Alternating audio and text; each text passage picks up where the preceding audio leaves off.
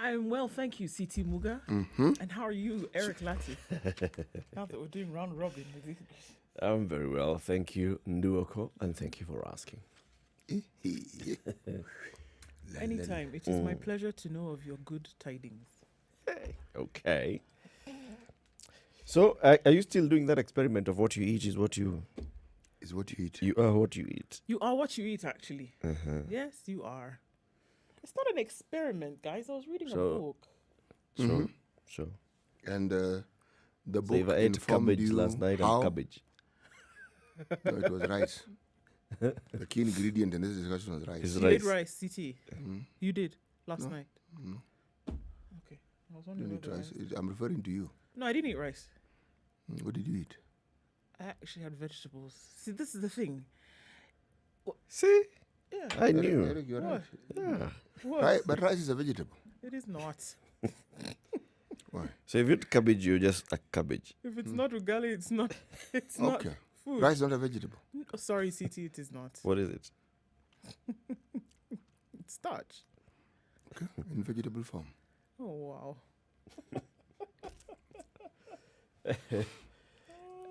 Okay. Let me explain to you why. Rice is vegetable. Yeah. What would you call grass? Grass. Yes, rice is a grass. Oh Lord, no. Rice is a grain. It's a green. Grass. Look, folks, when people talk about being vegetarian, for instance, they say they don't eat meat. I find it very strange because if we go by the argument that Aggie began that you are what you eat, cows eat what? Grass and vegetables. So if you eat meat, what you're So eating cows are grass and vegetables. Now you then are they become eating meat. you're eating processed vegetables. That's what makes meat. Wow. I'm a bit worried that you're actually saying this on a national platform and people are going to listen to what you say and believe you. But I was hoping they'd listen and think about it. So when you call us So when you eat crocodile, what are you eating? fish, you're eating a balanced diet because given what crocodiles eat, the things crocodiles eat everything. So I don't know how to help you guys. So when I finish the Do book, we I'll eat? let Do you we know. eat carnivores? yes, Sorry, what? Which ones? yes, fish. Oh, okay. I'm still on the question. Do we eat carnivores? Yes, we eat fish. Fish eats everything, by the way. Huh? Okay. I guess some people do in that case. So this story of being vegetarian, I'm simply saying, They're wasting their time. no, they're not. No, they're not. Do we eat the fish that eats fish? Yes, it's just definitions, really. Piranhas Do you? Yeah, some people eat and piranha. sharks. Yes. Some people. Some people do. So all I'm saying is that the absolute nature or the absolute manner in which we discuss some of these things, one needs to consider that there's a logic that sometimes doesn't quite pan out with the arguments that we have been accustomed to putting forth. Okay. Yeah. Okay. Welcome to the show, everybody. As you can tell, we shall be discussing a lot of food today. And more food for thought. And more food for thought. All right. So we will be looking at the newspapers in a short while. What we see the new head, the leadership of government is looking like, going by yesterday's meeting in State House. And then also the decisions that were made and what we expect to see in the Senate today, whether they are now going to finally agree to a formula and a way to go. And also, we'll be looking at the fight against COVID-19, where we are, how we got here, and the decisions that led us here, and the fight against corruption, especially in the counties. Governors are really feeling the heat from the investigative agencies, the EACC, the DCI, and of course the prosecutor. And then, when they go to court, there is the Justice Mombingogi ruling. Indeed. The heat, I think, has been on for some time. But you get the impression they were just basking in it. They did not consider it a deterrent. They did not consider it adversarial. There was no adverse element in it. But now, with what we have seen happening, It actually began with the governor of Kiambu. And then with the recent cases, it's clear now that the agencies, the government agencies, whose function it is to ensure that some of these wrongdoings are not perpetrated, are being taken seriously. I will actually come forth with an argument that they were basking in some degree of heat before because they had gotten used to that. Yes. Then the degrees were raised a bit, and now they're getting used to that heat.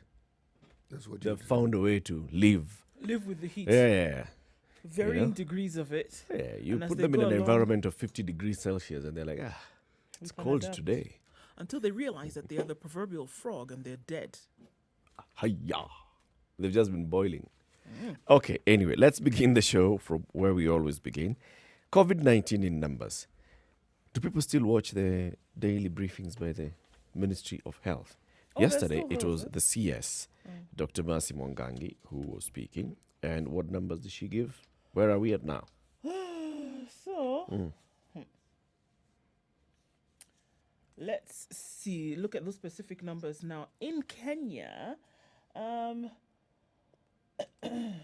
she noted that the number of coronavirus, the numbers of coronavirus in the country since March rose to 36,301. 96 cases were recorded out of 3,270 samples analyzed within the last 24 hours. So, the death toll unfortunately rose to 634.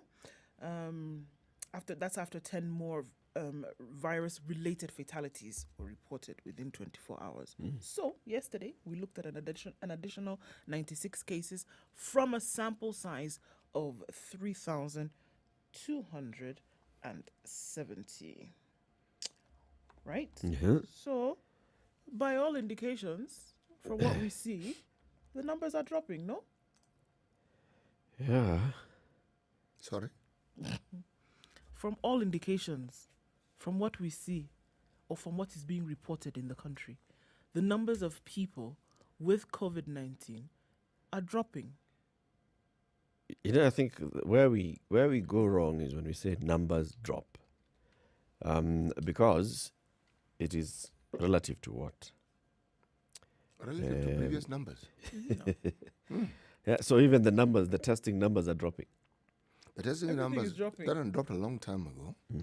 You see, what is of concern is not that the numbers of those who are reported to be infected is dropping. That isn't a bad thing. That is actually an extremely positive thing.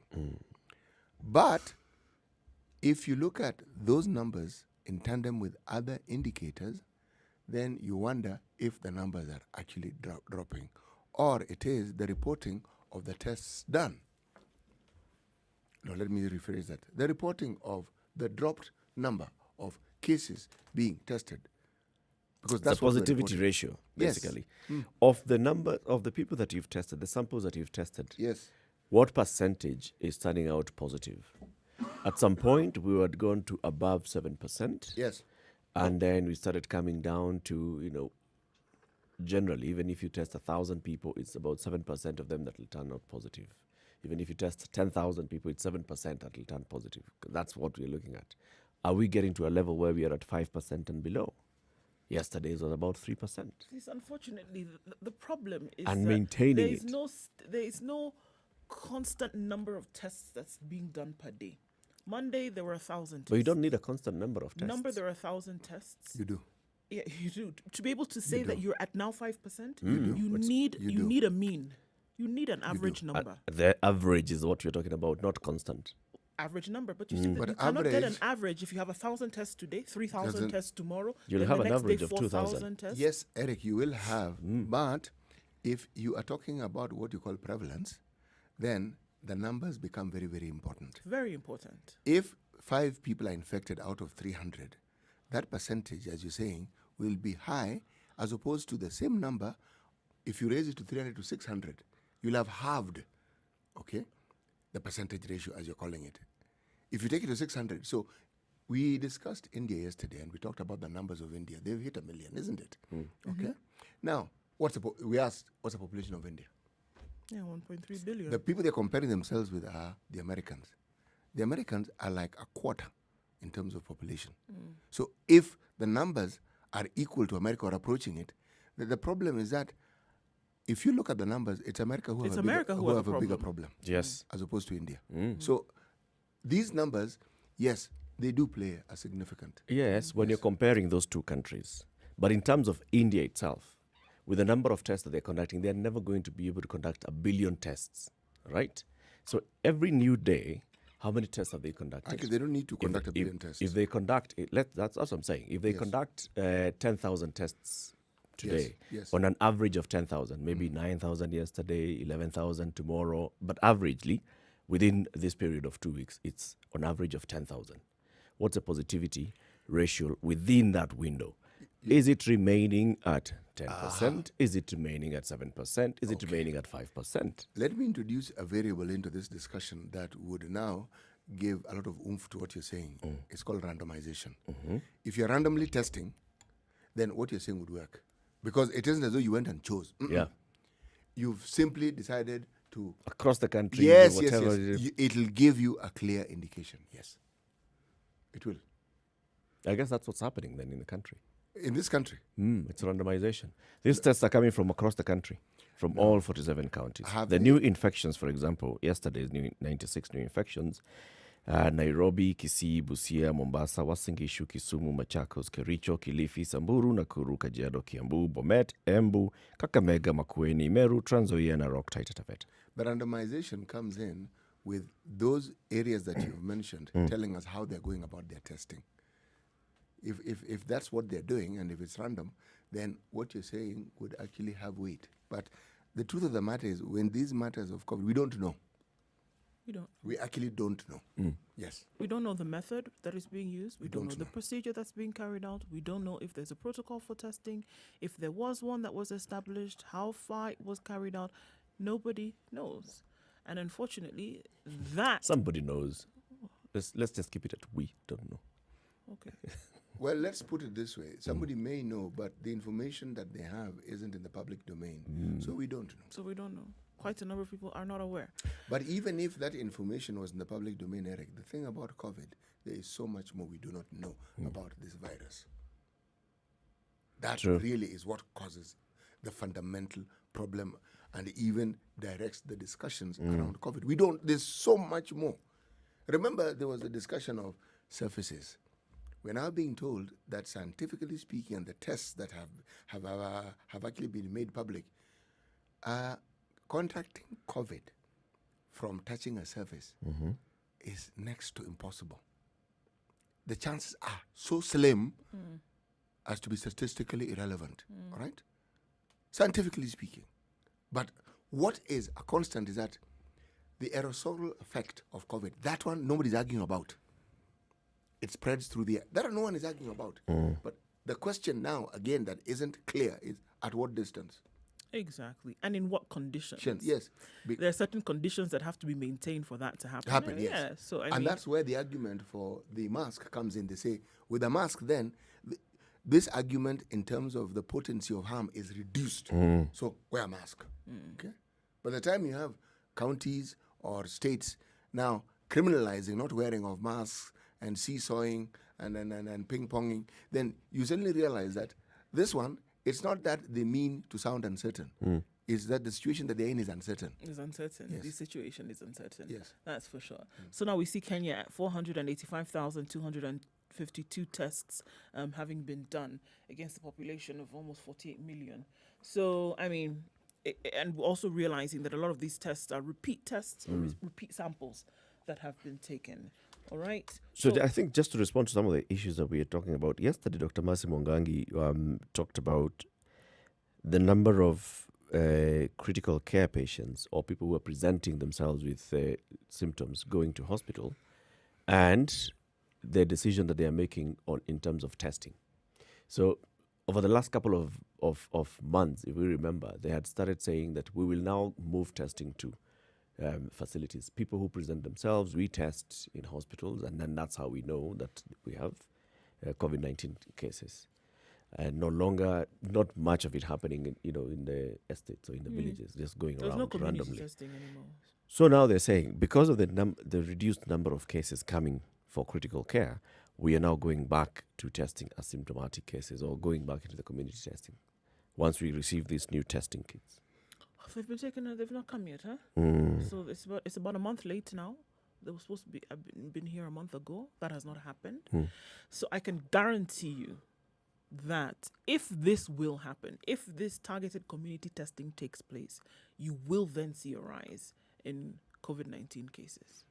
But you see, when people talk about the flattening of the curve, the ministry itself is saying the curve is not flattened. There you go. And if you It's not. have a CAS making this announcement that she made yesterday about them now going on and carrying out testing, it's clear that obviously there's information that they're looking for, and the decisions that are going to be made in the future must be funded by this information. It has to be. Like you said, we're going to talk about it in a while, but who makes decisions along the process is very important. Was this decision fueled by the correct information? If it wasn't, then you're wasting people's time. Yep. I guess they have quite some information that they have. What I still find is in terms of how the information is shared and how the information is then also being spread across the country. If you listen to just what the Director General of the Head of Public Health is saying, what the CAS is saying, what the Director of Health has been saying, you can still say that back at the war room, there's information that they're looking at, there's information that they're basically looking at scientific proper data. But now, how that is shared with the public, we've gotten to a point where we're just looking at numbers. Just 36,000, There's a 10,000. detail of the availability of the kits. You see, that is an argument, that's a discussion we've had for the longest time. There's no time it has not featured. Yep. And yet, in this country, the odd thing is that money has been spent, Yeah, to buy test kits.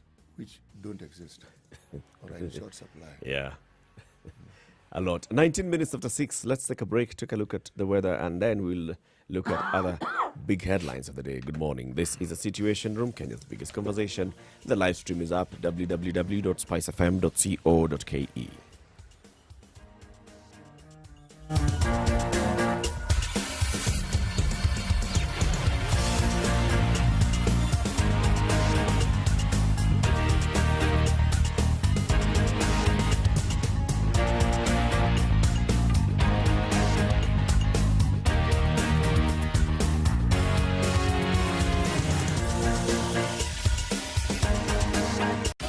...24/7, around the world, non-stop. This is Spice FM. As the world changes, so do we. We adapt to our situations to bring out the best in us. This is why the Standard Group and Oxford University Press East Africa have partnered to bring you Tutor Summer Online. For just 10 shillings, you have unlimited access to the reputable source of revision materials conveniently. All you have to do is log into tutorsoma.standardmedia.co.ke and make the most of the time for all students, including candidates for both primary and secondary schools. So, as we stay home, we keep dreams of future successes alive while making homeschooling an achievable reality together, effectively. Tutor Summer Online. Log in to success. A partnership between the Standard Group and the Oxford University Press East Africa. Hey Mom, let's go shopping. No, honey, I have a virtual meeting with Auntie Mary and my friends, eh? But my cereals are over. Get me my phone. And the car keys? No, see, I will just order on Jumbo Pay Market. Simplify your shopping experience. Log on to Jumbo Pay Market and get all your shopping delivered to your door. 13 degrees and clear skies in Nairobi this morning is what the forecast says. We'll see how that changes later. It'll warm up to a temperature of 27 degrees, come down to a low of 12. In Nakuru, clear skies as well at 12 degrees, highs of 26 and lows of 11. Nyeri this morning is partly cloudy at 13 degrees, will go to a high of 25. In Eldoret, it's clear and partly clear skies, partly cloudy conditions to follow later, and then they give to an afternoon of rain with highs of 22 and lows of 12. It's 19 degrees in Kisumu, highs of 28 and lows of 19 today.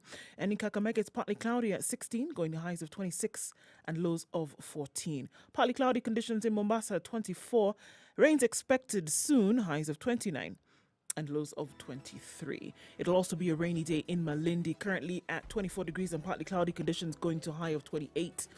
Partly cloudy in Kampala at 18 degrees, highs of 27 with showers expected later, coming down to lows of 17. Clear skies in Dar es Salaam at the moment at 21. The rise to a high of 31 today. Looking into Johannesburg, getting warmer and warmer as the days go by. 14 degrees, going to a high of 23 and lows of 11. It's a rainy Wednesday in Lagos at 27 degrees, going to highs of 28 and lows of 24. The rain likely to continue through till Thursday. Let's look into London, where it's 21 degrees and partly cloudy at the moment. Very warm day for London skies. Highs of 27 and lows of 13. Clear skies in Paris at 20. Highs of 32 today and lows of 18. We'll look into Beijing, where it's mostly sunny. It'll change into cloudy conditions later, and the smog is quite low for most cities across China. Highs of 24 today in Beijing, however, and lows of 15. And we'll look into New York, where still Tuesday night, clear skies, however, at 17. When they do wake up, it'll go only to a high of 19 and lows of 14.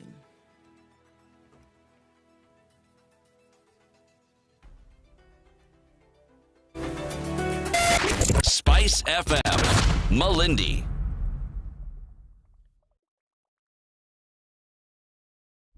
Classic soul, R&B, smooth jazz, neo soul, and nostalgic ballads. Make some noise. Yeah! You're listening to Spice FM. Mature, intelligent talk every morning. Spice up yourself.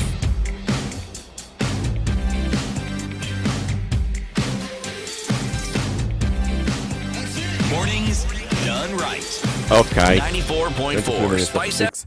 Begin with today's Proverbs City. Well, here. Anyway. It's just a proverb. Do not worry. Yes. But, all right.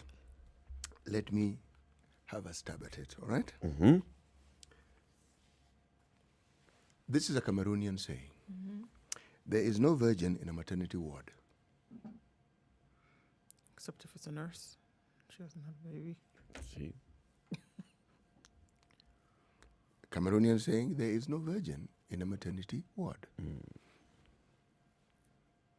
This one clearly has a touch of modernity to it. Because when you talk about African sayings, they're supposed to be ancient. Yeah. Which reference to Cameroonians are these? Yes. Sure. Yes. Wow. Mm-hmm. Well, I don't know. Except it's a nurse, student nurse. Or visitor. I think that there's no virgin seeking services in a maternity ward. What they say, I think the reference here is to the occupants of the facility, not those attending to providing or visiting. Yes. Okay, yes. Okay. Got it. Okay. All right. Let's take a look at the headlines this morning. Nation standard similar. What's in the Star? The Star, Ruto DP allies seek to scuttle Uhuru agenda. This with reference to a court move to block the NMS boss body from attending cabinet meetings by a gentleman by the name of Wahome. So we know that last week during the cabinet meeting, the NMS Director General Badi took an oath of office for secrecy, as is taken by people who attend cabinet meetings, so that he can periodically be attending cabinet meetings, just like the Secretary General of Jubilee. Right? So he's not a cabinet member. So now you're saying that, and then there's a gentleman who's gone to court to try and block this. No, it's actually Alice Wahome. It's MP Alice Wahome. Yes, MP Alice Wahome, who is reported as being a known Ruto ally. Mm-hmm. She told us that herself. And she says, what's the argument? Well, Buddy is a stranger in the cabinet since he was not appointed in accordance with the constitution. His appointment by the president is illegal and null since it contains very serious issues surrounding the establishment of a government in a manner not provided for in law. This, remember, is a senior lawyer, and her argument here is, look, people who take oath of office to attend cabinet meetings should be members of the cabinet. Yes. And there's a provision and clear way in which people should join cabinet. There is vetting, there is approval by Parliament, and then there is taking oath of office, and you have a clear mandate on what you're doing in the cabinet. Now, if we just bring in any stranger into the cabinet, is there any law that supports that? Well, for something to go to court, someone must believe that they have a premise on which they can actually base the petition or the prayer that they're taking before the court. But of interest, you see, this is against the backdrop of, again, the BBI. Because, again, there's talk and there's reporting of that same faction within Jubilee also taking to court a matter that they hope, if a prayer which, if answered, will actually halt the proceedings of the BBI. Sure. I mean, just off of that, there are many questions that you then want to ask. The BBI has entered into this Buddy swearing in story. Yes. How? Yes. It is, if you take the players and you look at the people who are involved, it is a tussle within Jubilee that has now got into the national platform. And you have a situation where, one, an attempt has been made to scuttle or to halt the BBI. It didn't go very far. It went to the courts. But there is now a second attempt. All right. Now, I'm saying the players are the people who are reportedly supporters of DP Ruto.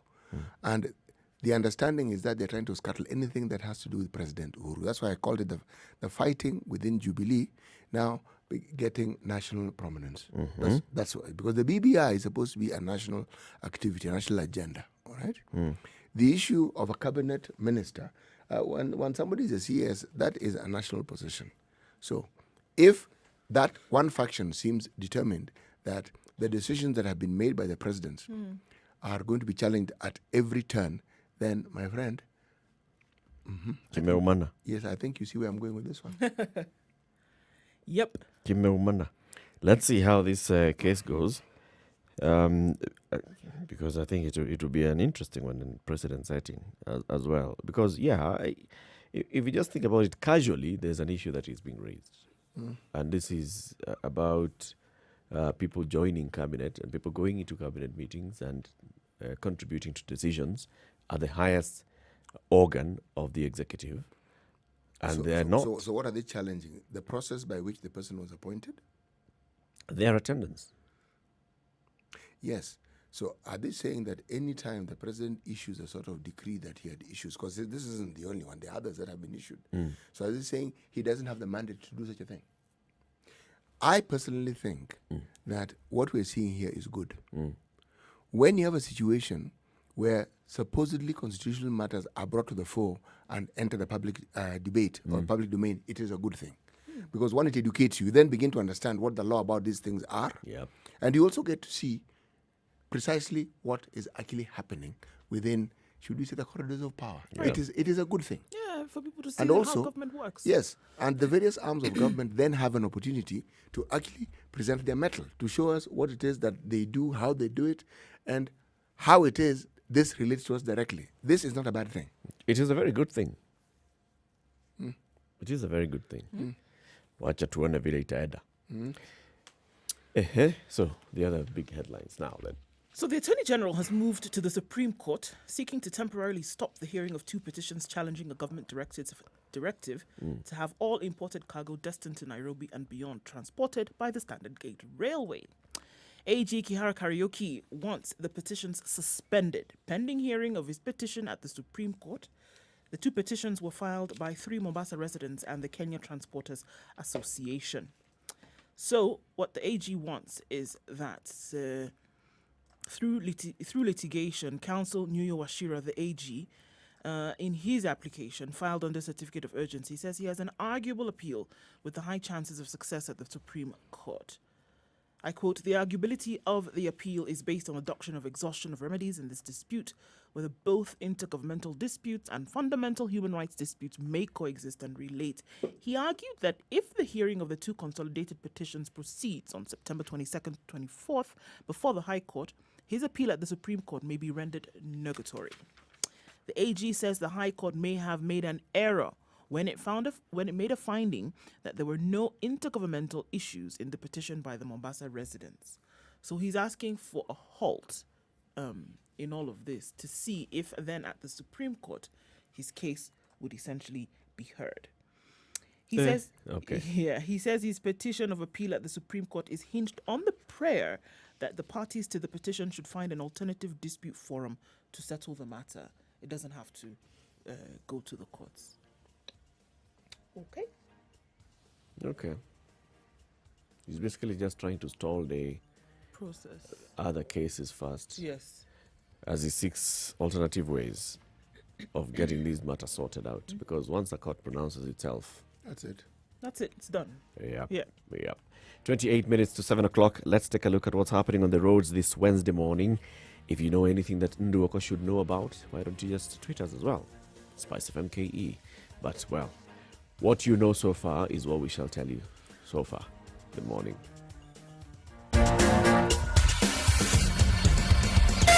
Spice FM, Malindi.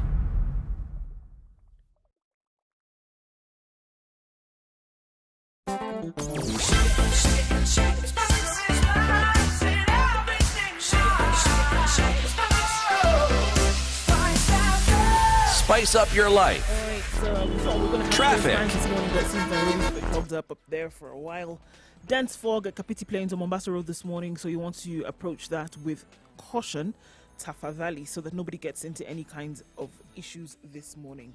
Okay, so moving off Mombasa Road, it's going to clog up. We know that already, all the way from the SGR already moving quite slowly. People were out as early as 4:30 this morning trying to get where they're going without too much of a headache.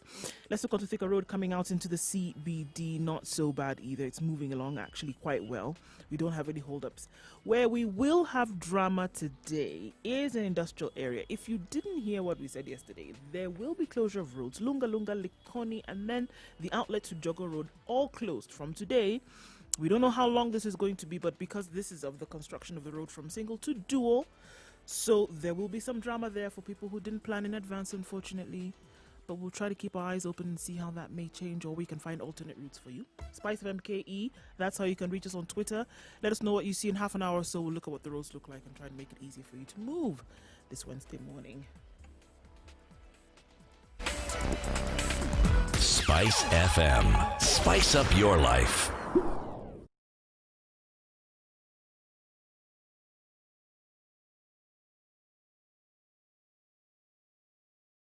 Mature, intelligent talk every morning. Spice up yourself. All right, it's 26 minutes to 7. What's happening to your hand? My palms are itching.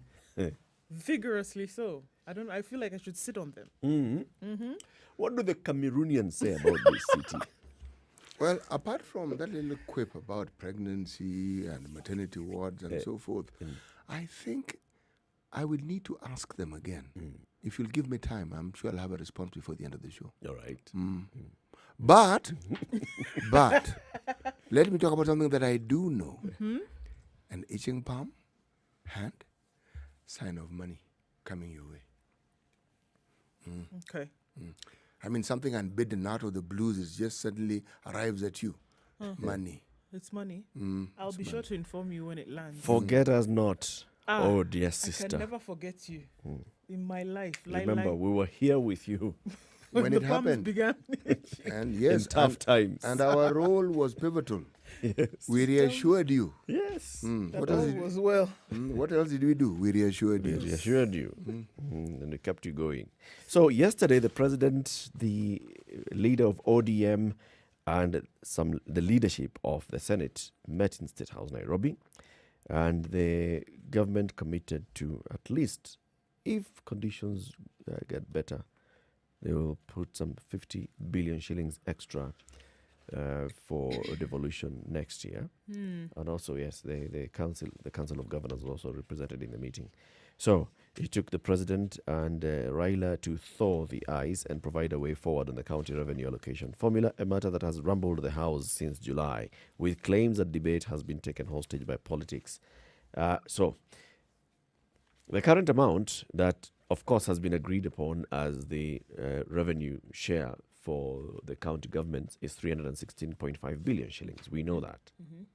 We also know that there is a formula that was presented to the House last year by the CRA, and this has formed the basis for amendments and counter amendments in the Senate that have not agreed on what exactly happens, because if we go by some of the formulas that have been presented, there are some counties that would not receive the amount of money that they received in the last financial year.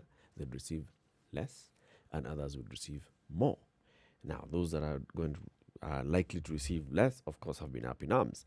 Now, the government is committing that in the next financial year, should things improve, we are going to increase the shareable revenue by 50 billion shillings, which will now, of course, come to 356 billion shillings. 66. 366 billion shillings, yes, I beg your pardon. And this is now hoped that it will help. Make a decision. Oh, okay. Fortunately, some people said no. We understand exactly what's going on here. Why? What are they saying? We're not bowing to this. Well, Team Kenya said that this is just a way to lure us into making a decision that we otherwise would not make, or those on that side would not make. So we're not buying it, in other words. We're not buying this. We're still resolute on what we want to see happening. So it looks like it may not be the solution. It may not be the icebreaker, this 50 billion. But again, we're just going to have to wait and see. But already Team Kenya was up in arms saying, no, we don't want this. So this is, anyway, it's a commitment, and it's not a solid commitment for if things improve, then in the next financial year, it's going to be at least 50 billion shillings more. If things improve. So if they don't improve. If the things don't improve, of course, we'll look at that and say, you know what, I mean, you've been in this country with us. You can clearly see we don't have money. So we can really not move to 50 billion. We'll only give an extra 15 billion or 5 billion, right? But I don't know how this plays into the proposals that the special committee was looking at. There are several proposals. Remember the proposal by nominated Senator Petronila Were, and the other proposals by Akina Mitheka-Linturi and others, which we're even looking at working with the formula as we have. Can we say that the shareable revenue will start at this level, or we increase to this level, and then the new formula applies on the amounts above that? Everybody has to get a share of 270 billion if it's according to Mitheka-Linturi, or 316 billion plus an extra 35 billion that goes into these counties that are likely to lose. Anyway, so this is going to come to Senate today. We will see what they do, what they discuss. Today, they will maybe tell us how they're going to be able to go forward. Right? Yep. They want to continue planning with what they have. Yeah. 4 relatives detained to allow investigation on patriarch's killing. Son of a businessman has joined 3 relatives in police custody, I beg your pardon, over the death of their patriarch. So yes, this was a story that we looked at a couple of days ago.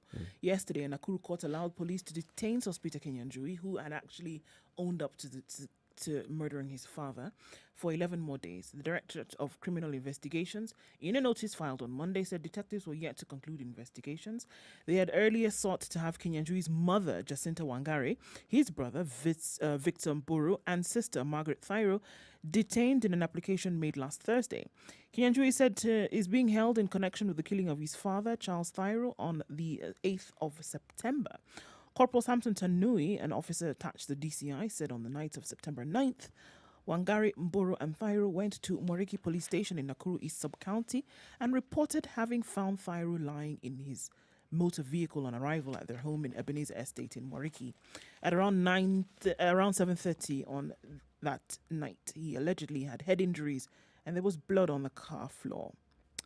So thereafter, finding the son, they realized that, rather, there was a realization of the confession that Kianju is said to have murdered his father for whatever reason. So the son has confessed to doing the deed. Yes.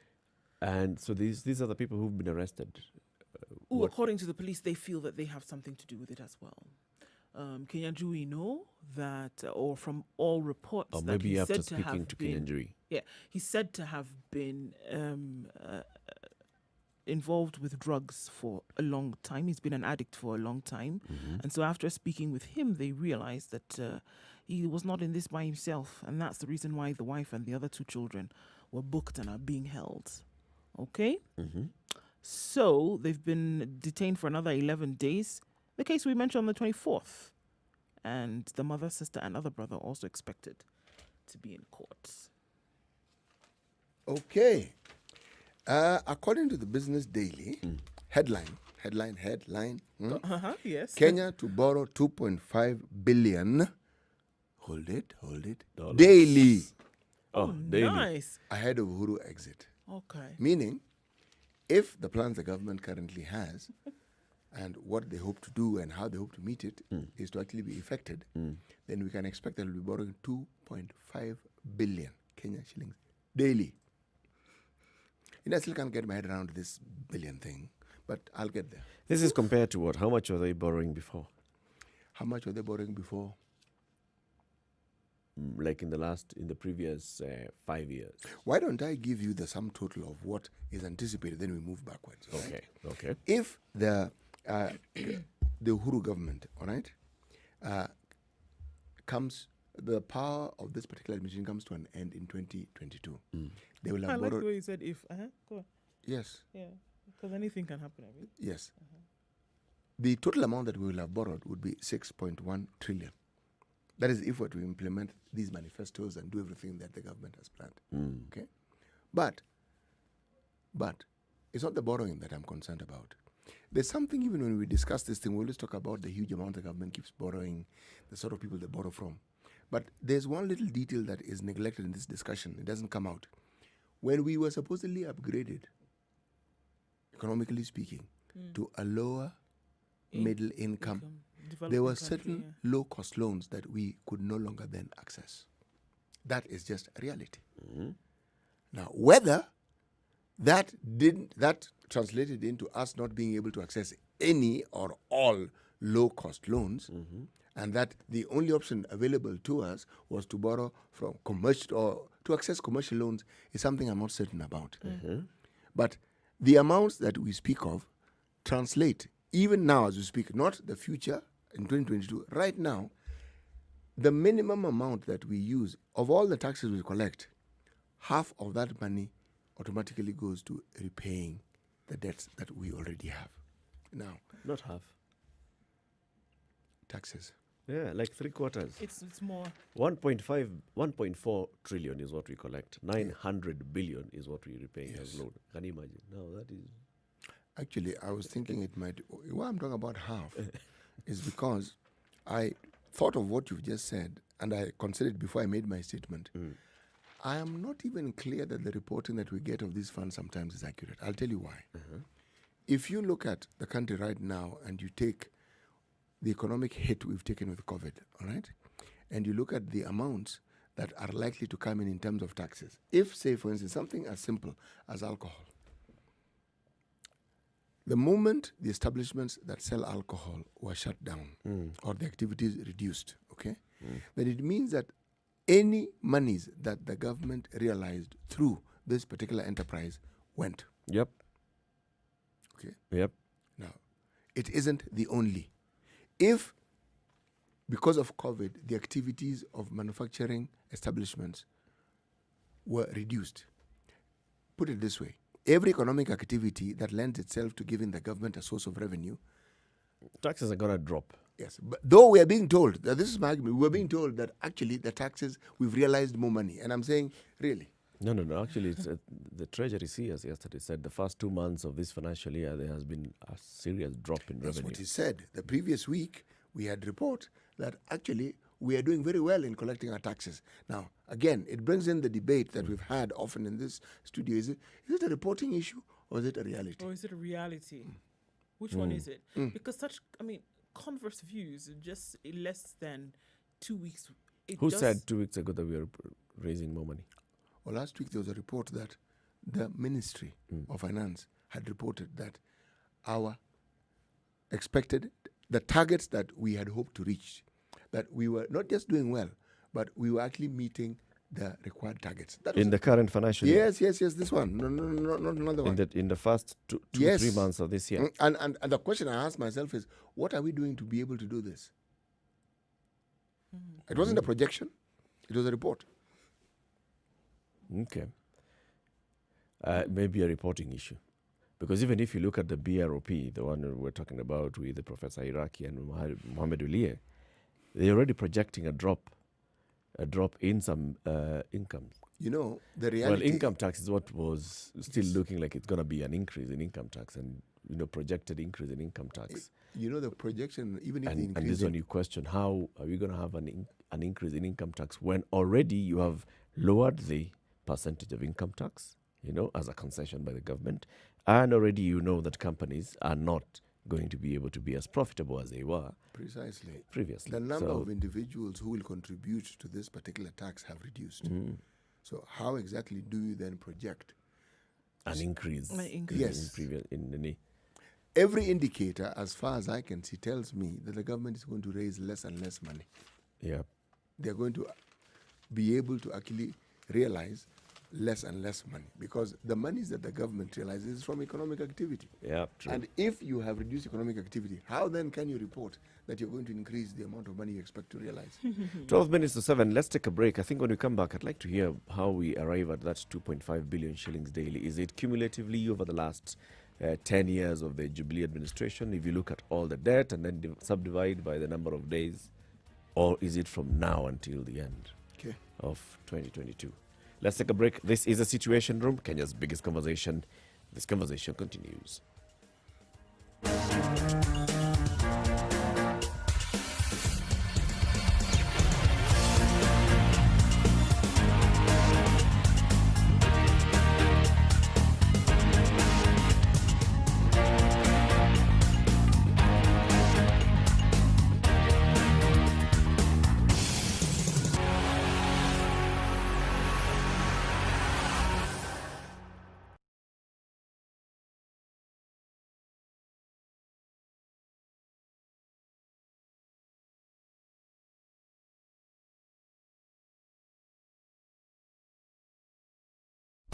Classic soul, R&B, smooth jazz, neo soul, and nostalgic ballads. Make some noise.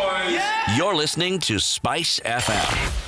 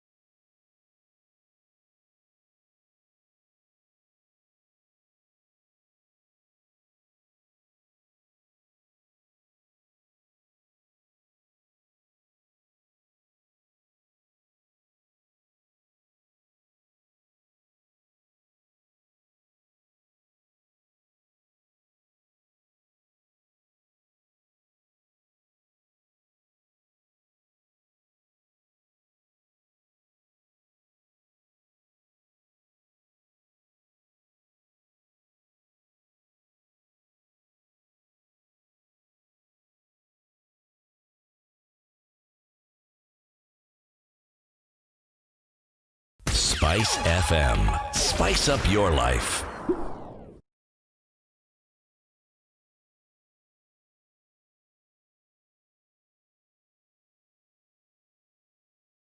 Mature, intelligent talk every morning. Spice up yourself.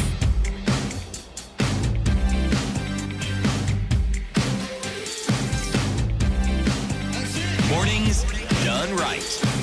94.4 Spice FM, Nairobi.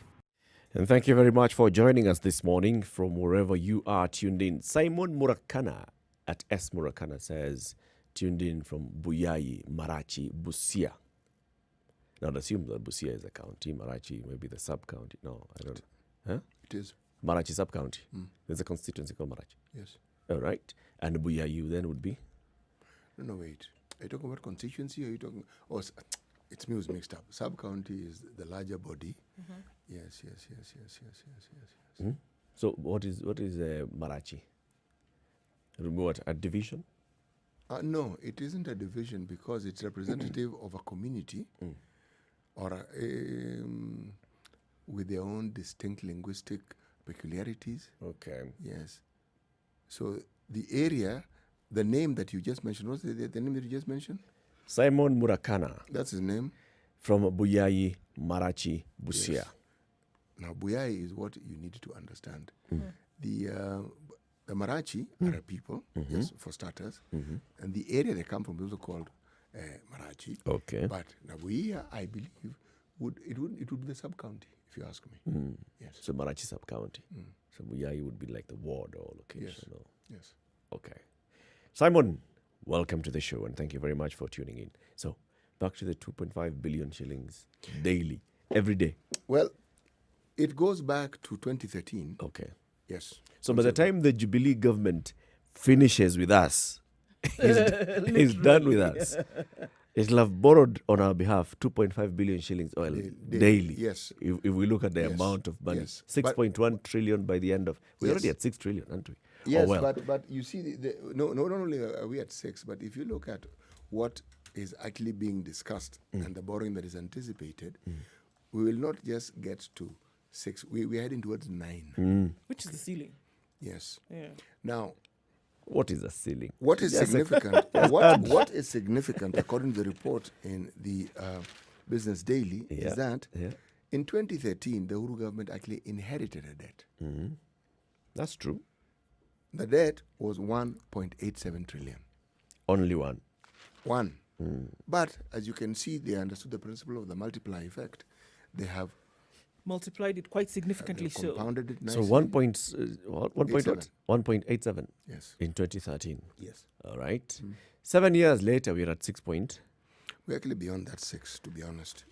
If you look at not just what we've borrowed, but the things that we've set in motion, which had we been granted, we would have received. Yep. We are heading more towards 8.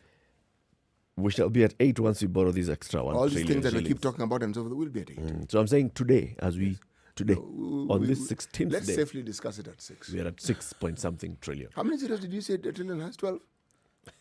Huh? Trillion, 12. 12. 12. 12. It's a million. Can you imagine? It is. Okay. Let's look at this story that happened in over the battle for Legio Maria. What is going What on with is these the story? fellas?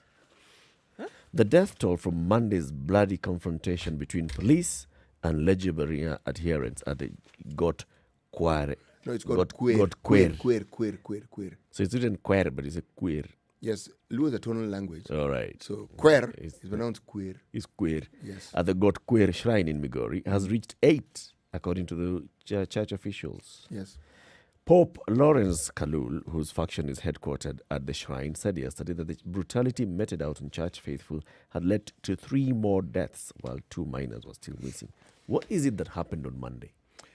I believe it was the normal leadership wrangles that religious organizations tend to have. Now, the deaths, what I'm not clear about, were they caused by the intervention of the security forces who shot people? Or are they saying that some of the faithful were armed and they participated in activities that led to people dying through gunshots? This was on Sunday? On Monday. On Monday. Monday. right? Yeah. But for it to happen on Monday, I'm bringing Sunday into the Yeah. discussion. Yeah, Me too, that's this why I must have was- started earlier. Yeah. So there was confrontation between faithful and police are called in. Factions of the faithful, police are called in. Yes. The matters faithful- get out of hand. Yep. In short, they get very violent, and then people end up dying. This is supposed to be actually So a holy site. Huh?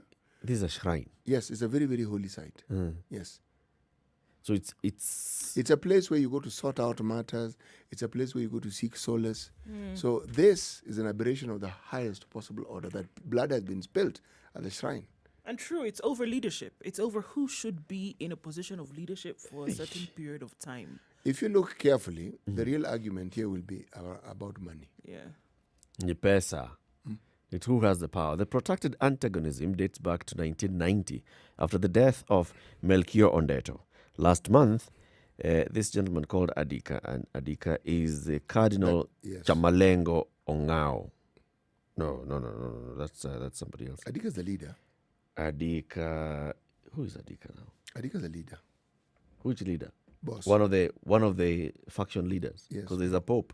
Yes.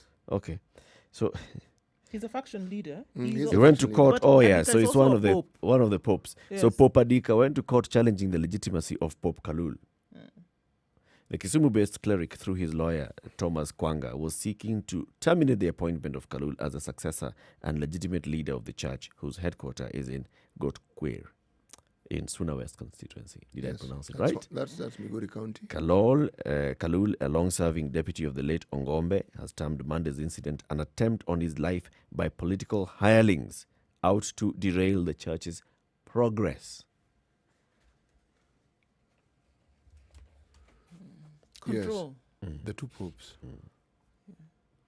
It's clearly a control issue. And who sits in a position It's of another control? Netflix movie coming up. I know. The two popes. He who sits in a position of control also controls the power, controls the purse. Whenever disagreements get to this particular level, it's not just a question of who is more faithful than the other. Yeah. No. This church has many followings, and it also has resources. Yep. And the adherents are many. Yes, so it's understandable. And real power. Because It- once you're at the helm of such an organization, you really are yes, an influential this was it falls under the category of traditional African religions, an offshoot of the Catholic Church, the Legion of Mary, Legio Maria. Yeah. Yes. But it isn't the first time they've had issues. But this particular one, this escalation is actually unique. This one is going. It's unique and scary, and it going isn't beyond. good. It's going beyond. It reminds me of, a similar wrangle that some churches had. And their wrangling played out in the area of Buruburu. And the area was who should occupy the church. And that one ended up in a very dramatic way. Come Sunday, when the one faction of the faithful came to church, they found that there was no church.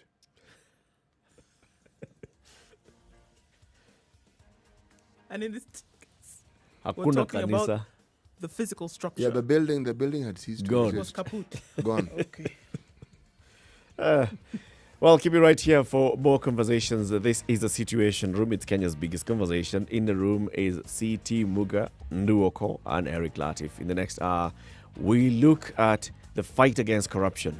How many governors have taken plea in court, have been taken to court and taken plea? We just counted here and we found 6, including one former governor. And also about how many? 17 or 19? 17. 17 that have been Grilled. summoned and Total, grilled by the summoned and EACC. grilled by the EACC. Well, that's coming up in the next hour. Good morning. It's 7 o'clock.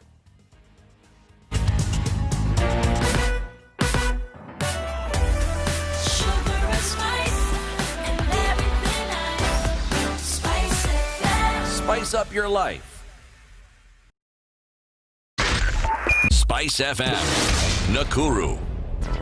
Okay, so Traffic. where you're sitting, it looks like the sun is shining, but in some parts of Mombasa Road today, actually, the fog is actually quite low at windshield level, guys. So everybody's being asked to be very careful. And this is right at Kapiti Plains as well as Cabanas on Mombasa Road. So everybody's going to be moving with a little extra caution this morning and a bit slower than normal because we want to avoid as many accidents as we can. Yes? Yes. All right. It's been said it's where heaven and earth meet in Nairobi this morning. So drive carefully as much as you can. Let's look on Thika Road today coming into the CBD.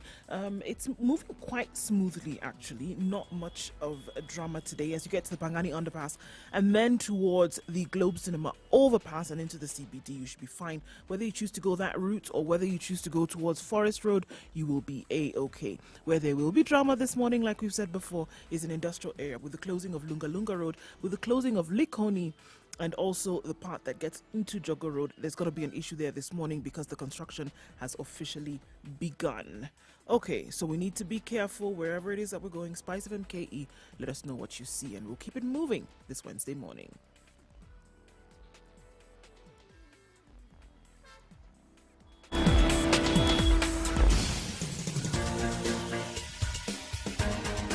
This is The Situation Room, the home of hard-hitting political commentary and penetrating insights about the state of the nation. This is a talk radio experience like no other. The Situation Room, a place for hard truths, debates, and elevated conversations. The Situation Room, witty, political, engaging, deep, controversial. In the room, we have C.T. Muga, researcher, academic, seasoned political observer, a fountain of wisdom in these politically uncertain times. Ndu Oko, Nigerian by birth, Kenyan by choice, communications expert, Pan-Africanist, a truth seeker and believer in people power, and Eric Latin, agent provocateur, the man in the chair, seasoned journalist, news hound, a man who believes in punching up, not down. This is The Situation Room. Indeed, the only there's way no to other start way your day. to start your day other than tuning into Spice FM. This is The Situation Room. It's Kenya's biggest conversation. For the next 2 hours, we are also live on KTN Home. I'd like to say a very good morning to our audience on KTN Home. We're also live on www.spicefm.co.ke and Spice FM KE on our social media handles, YouTube, Facebook, Twitter, and Instagram. So let's talk about this fight against corruption. And as we were looking at the newspaper headlines in the previous hour, we also touched on this. The war against corruption has gathered steam. County bosses, according to the Standard on page 6, are seeking a meeting with the EACC in the wake of arrests over misuse of resources. And they're saying, hey, please, let's talk. Let's talk. But looking back at so far, what we have seen so far in the fight against corruption, especially when it comes to county governments, we counted, and so the number of governors who have actually been taken to court and who are out on court-mandated bail and bond terms. Mm-hmm. And this, we start with Nairobi governor. We have Samburu governor. We have the governor of Migori. We have the governor of Busia. We have now the governor of Garissa. And the former governor of Kiambu County. 6. All facing cases in court. Then, how many have so far been questioned and summoned and questioned by the EACC? CT. 17? Those who have been grilled, as is reported, are 17 in number. A total of 17. 17. All Yes, they've right. had issues. The anti-corruption agency has felt that they have issues they need to respond to, and they have been summoned and they have been asked the difficult questions. At least 17 of them have done this. Yes. And we know that at least for those that have gone to court and they are out on bond, the Justice Mombengoge ruling comes into effect. Mm-hmm. And Justice Mombengoge directed that once you have taken a plea and there's a case already proceeding in court, then you are barred from accessing office. And then that issue brought in a huge back and forth. In fact, where even the DPP had to go back and keep asking. I mean, trying to push the envelope and get the full understanding of the import of this. Is it barring from accessing the physical office, or is it barring from conducting your duties as that officer? There was even an opinion that was penned by the former Deputy Speaker of the Senate, Professor Kithure Kindiki, where he was saying, look, in my opinion, what the courts are doing is basically going against the tenets of democracy. This person has been elected by the people, and nobody can suspend that person. Nobody can remove that person from office apart from the people who put them there. So, but the ruling still stands. that you are barred from accessing office. We have seen what the governors have been doing in the last couple of months. Yes, you are not going to access the physical office, but you're still discharging your duties. So you'll summon your CECs to a separate place. You'll hold meetings. You'll issue instructions. You'll sign whatever needs to be signed. You'll present budgets if they need to be presented. You'll approve the budget. Basically, governors are still in office. They're just not going to office. So, I mean, so if we're asking the question to that, this ruling, was it put into, or was it established to deter others from corruption? Or was it established to promote the idea of the sanctity of office? Because that's what I see it as. Because if we're saying that it doesn't stop anybody from, expending their duties as governor or as any other office holder, it really doesn't. People are holding meetings in their homes. People are holding meetings in other adjunct offices that they have in other locations. They're still carrying out their duties as per office. So for me, when I see this ruling and I look at it and I see what has been happening as a result of after the ruling, it was that it's to uphold the sanctity of office, to say that if you are then linked with any kind of misappropriation or abuse or mismanagement, that office bears with it some kind of constitutional sanctity that you being there would essentially taint if you have been charged. An office here is... This is the thing where it building. This is the thing where then it then holds a little bit of an oddity and absurdity for me, because this is what we're talking about. The building itself, you going there and interacting with individuals, doing things within that office is what would taint the sanctity. However, you can still carry out your duties. What are the offices meant in for a different location? Which offices? I mean, when you're talking about constitutional offices, you're not Right. talking about a building. But let's talk about the building. Why do we have to meet in buildings? Why do we have parliament? Why do you have the president's office? Why do you have the deputy president? Why do ministers have offices? Why? Well, why do we have these offices? Because you need supposedly a neutral institution within which the duties can be discharged. And some sense of officialdom as well. It is, yes. As long as you have entered this office, which is clearly the governor's office or the Yes. president's office, the deputy president's office, the minister's office, you are not visiting CT. If No, it's the CS no, or the no, governor. no. You're basically visiting the holder of that office. You're visiting the office Yes. itself. And it's a public office. Yep. And whatever decisions are made there are official decisions. Yes. But the decision is made by the individual on whom the power to do these things is entrusted.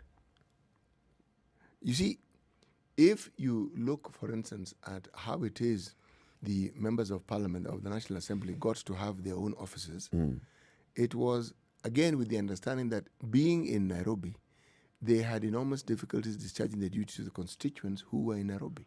And Nairobi specifically, because it's within Nairobi that we have the National Assembly. So along with other considerations, the building and the offices were put up. Of course, alongside a gym and other facilities, but nonetheless, the offices were put up. Yep. Okay.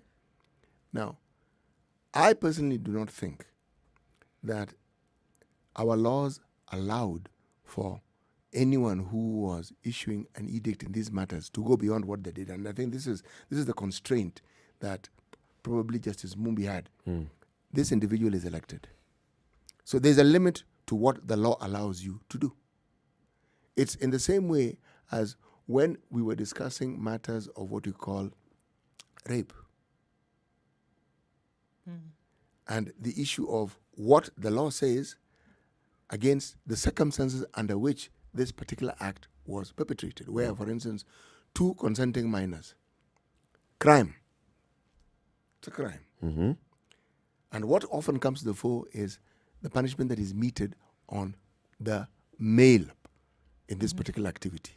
We have come across and has discussed cases of a woman who was actually jailed because the person with whom she had an intimate relationship was male and was younger.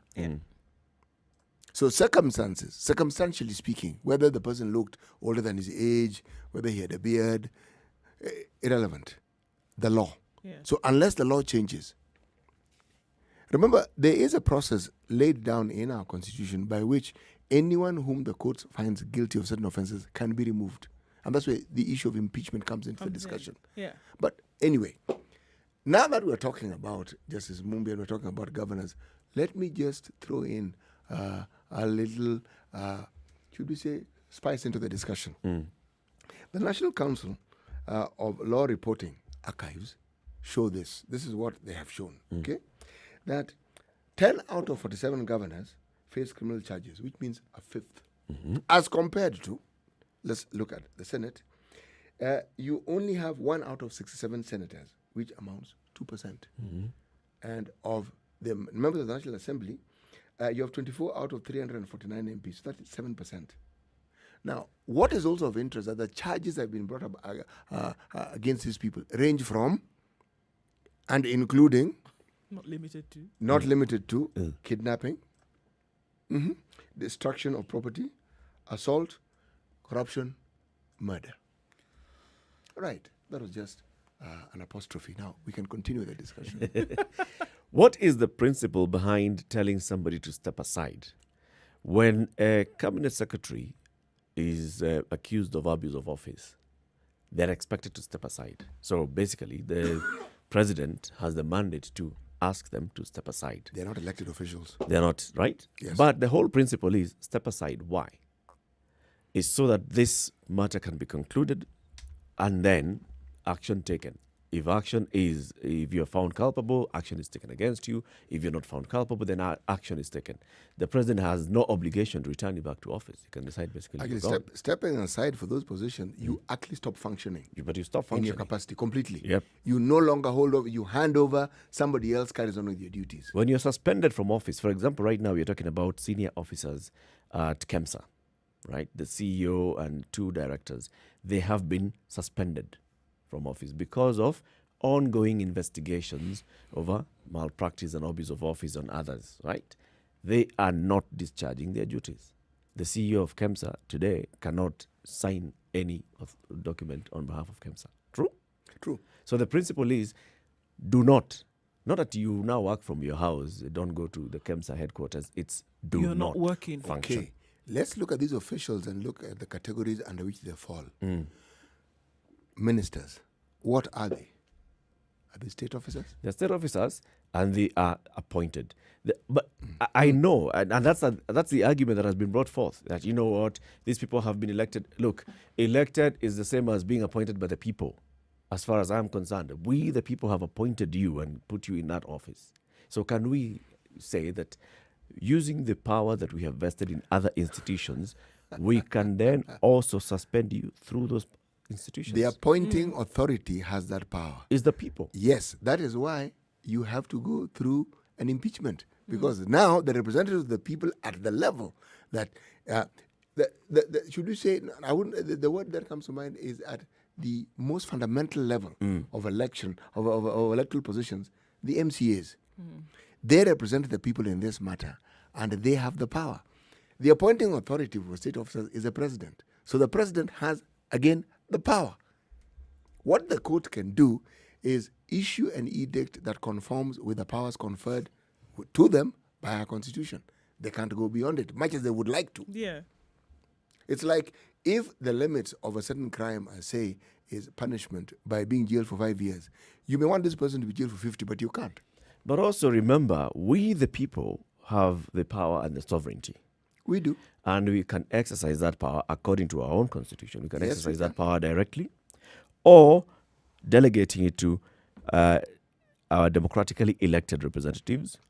And sovereign power under this constitution is also delegated to the following state organs, which shall perform their functions in accordance with the constitution. And the 3 state organs, of course, are the arms of government: executive, judiciary, legislature. Right. Yes. Now, if we say that we, the people, through our state organ called the legislature, have the legislature, yes, and then the judiciary have come up with laws, and the judiciary is implementing laws that ensure that if you are going through what these governors are going through, or any other state officers and public officers go through, then the requirement is that you shall step aside. Can't we say that the court can actually ask you to step aside? That's the thing. I think so. Why not? What would be the impediment to such a process? what would stop it be? If everybody has taken that resolve to say, or if, the thought generally has been that cannot be, because we still have right now that you're out of office, the physical office, but you're still in office. Nothing has really changed in terms of what you're doing. If it was to uphold the integrity or the authenticity of office, then you actually should not be carrying out your duties. You It shouldn't pours be. cold water and scorn to that decision by the judge. 100% it does. Because anybody who would be caught up, anybody who would be charged in court that holds that position, right, just knows, okay, the only thing that's going to end now is that I'm not going to physically be in this office, but I'm just going to continue earning a salary. I'm going to continue expending my duties. I'm going to continue. Everything is unchanged. Everything has. I have nothing has access to changed. all Absolutely. I have perks. access to office. People still answer to me. I still sign the checks. I still get these things done. So what really is the difference? You see, if, for instance, a governor was found guilty and the result of that particular guilty finding would be jail. Yep. Now, I think the law is clear. If you have been given a sentence to serve, I think there is a specific period within which you then lose that particular position and that seat that you have, isn't Yeah. it? If you're committed to jail for If more you're than 6 committed, months, yeah, you lose you your lose your position. position automatically. Yes. So your deputy then steps in. Yeah. That's why that position of deputy was thought out. Yeah. Right. So in that manner, in that way, the courts can actually bring this about. They can. But you see, the thing is also with the process of the court process right now, the judicial process is still very, very long. And you would actually see that anybody whose case comes before court, for example, could probably finish a term still in office, and that case is still ongoing. We do have a law that has been set to curb that these cases. Must be completed within 2 years. Yes. Okay, let's Still look at hasn't some of the gone. cases. It still hasn't gone through. It hasn't gone Yes. through yet. But let's look at some of the cases that we're looking at now. How many cases, how many years are left in this current term of office? 2. I think that one is taken care of by the tenure of office that some of these officers who are in these positions that we're talking about have. So whether this particular government is no longer in power, it shouldn't influence, it ought not to influence adversely the outcomes of the process that had been set in motion. But that's, of course, academic thinking. But here's the point.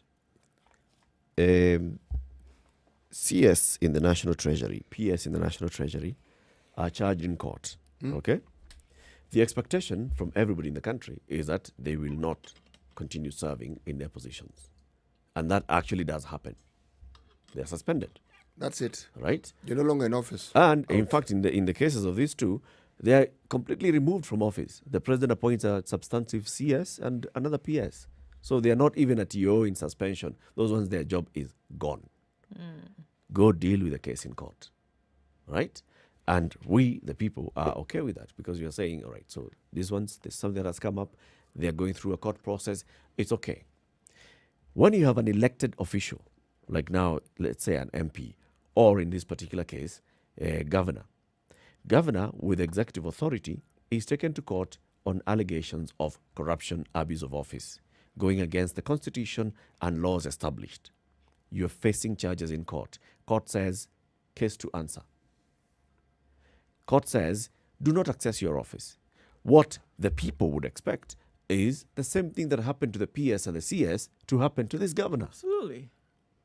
Because as you continue serving, you're still earning more than 1 million shillings in salary. You're still accessing state fund, state resources.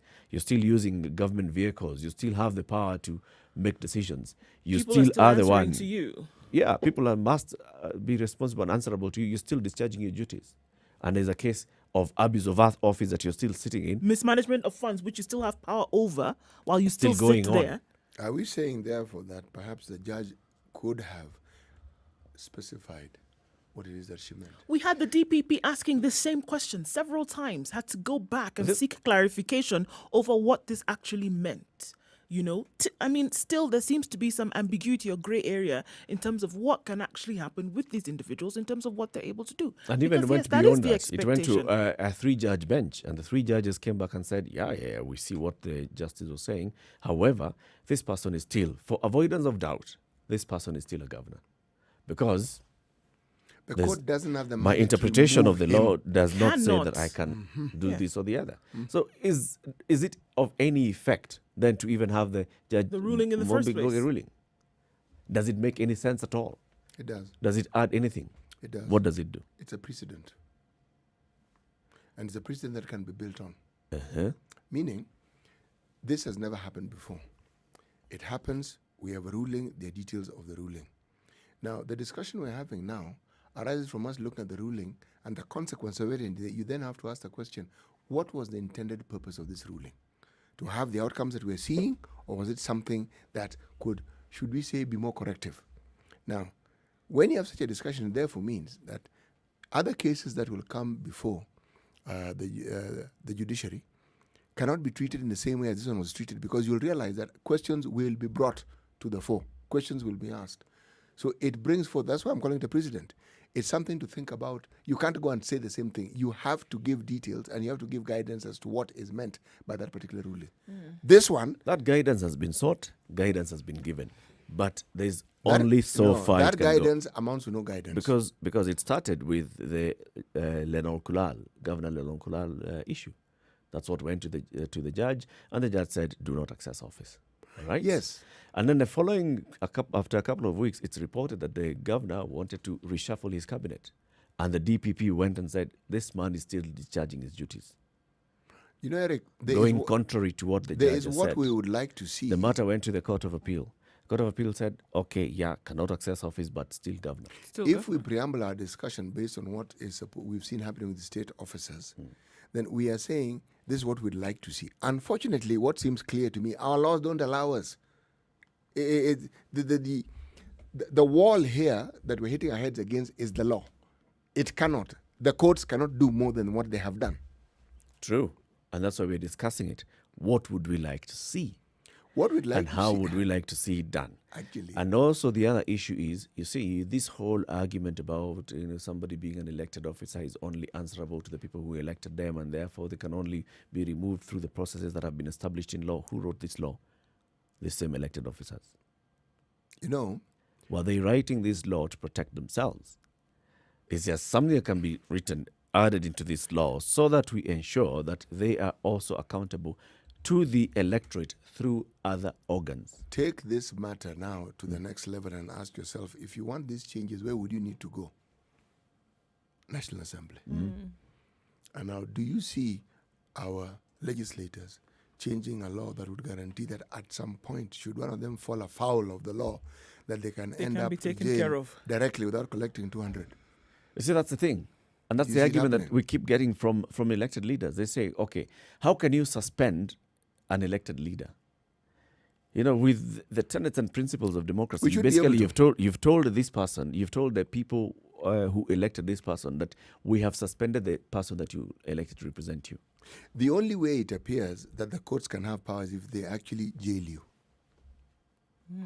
Because that one, Once someone is Once jailed, you're guilty, then yes. you're you're removed jail, from and office. you're sentenced to jail, then that job of your position is in jeopardy. There's no question of suspension. There's no question of don't access office. You're on your way out. Yep.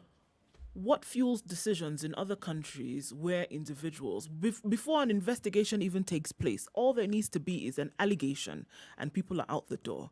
People are out the door on their own cognizance and they say, you know what, I will step aside to allow these investigations take place. Why is that? Are we saying that there's a higher level of morality, consciousness of morality in Yes. these other places? Are we saying that there is a higher acceptability and honor of the office for which these individuals sit in, and so they realize that they're even a smidgen of a taint on the face of that office, and they say, you know what, I will not allow this, I will remove myself. What stops that from being the case here? It's very simple, really. This is something that not only has it been discussed, but the findings from research even led to a Nobel Prize being awarded. It's something called the Dunning-Kruger test. I've mentioned in this show before. You see, when you talk of cognitive bias or cognitive dissonance, it has to do with the processes of the mind and where it is an individual or groups of individuals place themselves.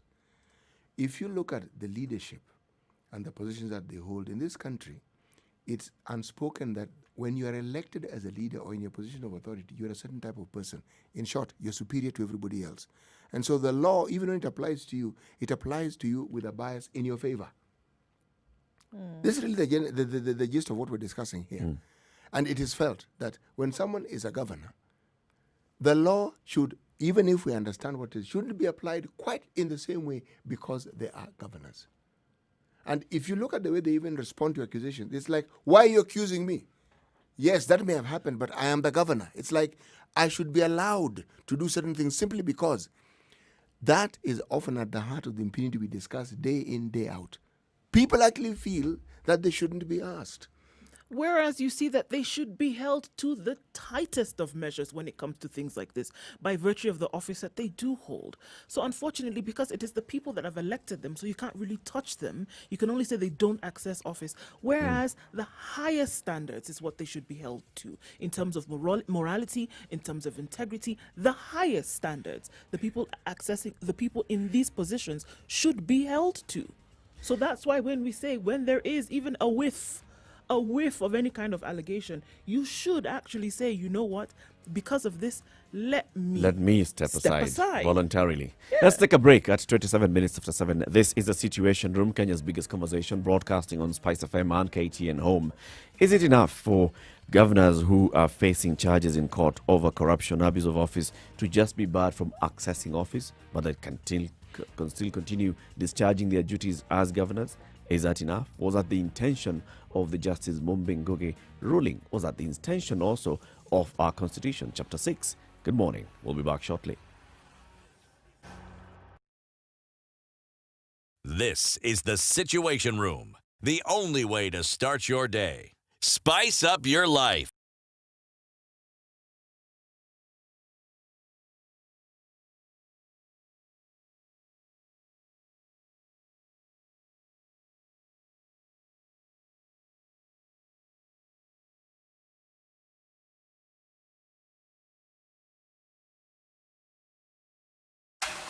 The weather with Spice FM. So it's foggy in certain parts of Nairobi. We can't see the sun from where we're sitting, but that is not going to last the whole day. We'll see highs of 26 and lows of 12 today. Nakuru is sunny at 13, highs of 26 and lows of 11. Nyeri is partly cloudy at 14. We'll see highs of 25 today. It's mostly sunny in Eldoret at 13 degrees, going to a high of 21 and a chance of showers later on. It's sunny in Kisumu at 19, highs of 28. And in Kakamega, partly cloudy conditions at 16 degrees. We'll go to highs of 25, or rather 26, and lows of 14. Light rain showers being experienced in Mombasa through most parts of the town. Highs of 29 and lows of 23. It's partly cloudy in Malindi, and the rain will check in soon. Highs of 29 and lows of 24. Let's look into Kampala, where it's partly cloudy at 19 degrees. Highs of 27 and lows of 18 today, with a chance of showers later on. Dar es Salaam, 23 degrees and partly cloudy. It's probably going to be a foggy morning as usual in Dar. Highs of 31 and lows of 22. Joburg is mostly sunny this morning. It's be partly cloudy conditions later with highs of 23 and lows of 11. It's currently at 15. The rains continue to come down in Lagos, and we're looking at those showers to go through until Thursday. We'll see highs of 27 and lows of 24 today.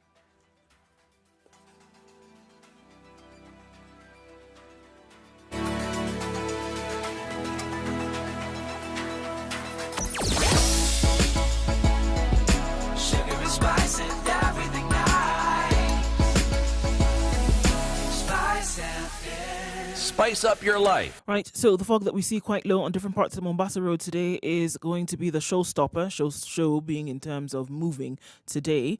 So it looks like we will see that it'll open up in a short while.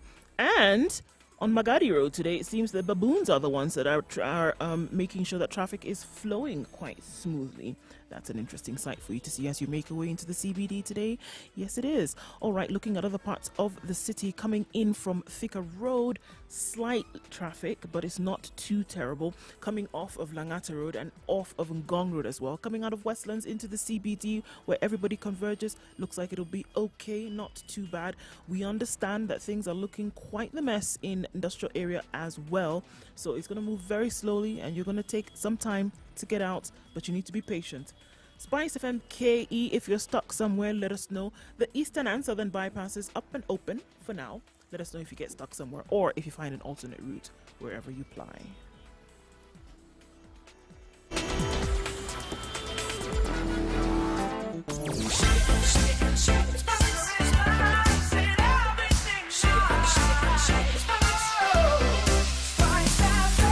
Spice up your life.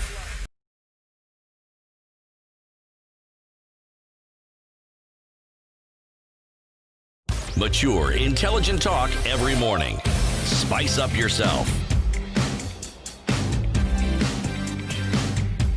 29 minutes to 8 o'clock. Thank you very much for tuning in to the Situation Room. This is Kenya's biggest conversation, broadcasting on Spice FM in Nairobi, Mombasa, Kisumu, Nakuru, Eldoret, Nyeri, Malindi. We're also live on KTN Home for the next 2 hours. And in the room is CT Muga Nduoko, and my name is Eric Latif. So, Governor Korane was the latest governor. Ali Korane of Garissa is the latest governor, barred from accessing his office after he was charged with mismanagement of 233 million shillings. He becomes the sixth, if we count Governor Waititu into the mix, former Governor Waititu. So the others are, there's the Samburu governor, the governor of Busia County, the governor of Migori County, the governor of Nairobi County, and the former governor of Kiambu. Before he became former, he had been barred from accessing office. Now, the question that we are asking this morning is it enough to just ask them not to access office? Because what we have seen is that, yes, they are not accessing the physical office, but they are still discharging their duties of that office. Is that the intention of what Justice Mumbingoge had in mind when she was saying, you know what, once you have been charged with abuse of office, then you ought to sort of step aside? Brings in that other argument of the democracy and what we expect as something, upholding democracy. You have been elected directly by the people. Who has the power to remove you from that office? Only the people or their elected representatives in a manner that is clearly subscribed in law. In terms of governor, you can remove them from office by impeachment, and there's a process for impeachment. In terms of president, you can remove them from office by impeachment. There's a process of impeachment. In terms of MPs, you can remove them, and there's a clear process. Now, if that process is not in law, how else would you expect that a governor, for example, Ali Korane this time of Garissa, would stop doing anything pertaining to the office of governor of Garissa County? You see, remember, the thing about court cases is that they have a process. And the man has to be found or the woman has to be found guilty. The accusations alone will not suffice. If we are talking about the moral standards to which we ought to uphold our leaders, as indicated in Chapter 6 of our Constitution, again, we will still end up with this same discussion of now the interpretation of it. But what it points down to, remember, we have had discussions, even yesterday we were discussing it, and it always comes down to, the Mwananchi, or to do this. There's something interesting. Most of our leaders are Wananchi before they become leaders. They're just ordinary people doing what everybody else does.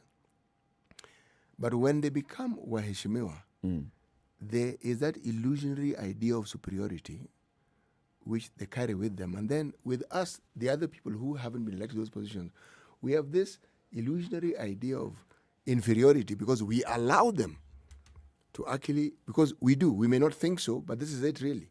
But when you feel that this person has the right to behave the way they do, they have the right to conduct themselves the way they do, they even have a right to more or less not adhere to the law because after all, this is who they are, this is their position. Then it's not so much a question of aiding and abetting, but it's like the same issue that we've had with matters coming to the National Assembly for laws to be altered. You ask, do you really think in all honesty that any sound-minded Kenyan legislator is going to try and work and put into law something that may adversely work against them at a certain point in time should they fall afoul of the law? And the answer doesn't require much thought. The answer is very unlikely. Very unlikely. Very unlikely indeed.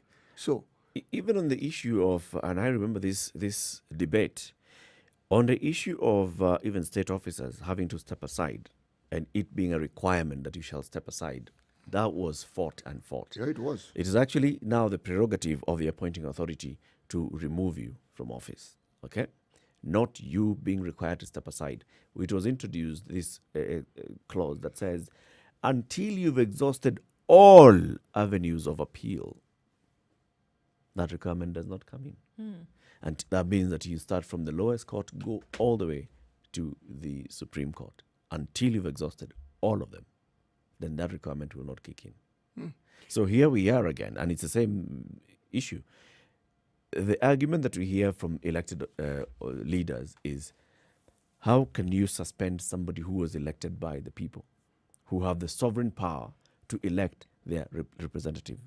It almost sounds as if then it's an urge then back to the people to say, because my hands are tied from this judicial point of view, there's really nothing that I can do beyond saying that they shouldn't access the office. It's almost as if it's being presented again to the people saying, however, there is something that you can do to get this individual then out of office completely.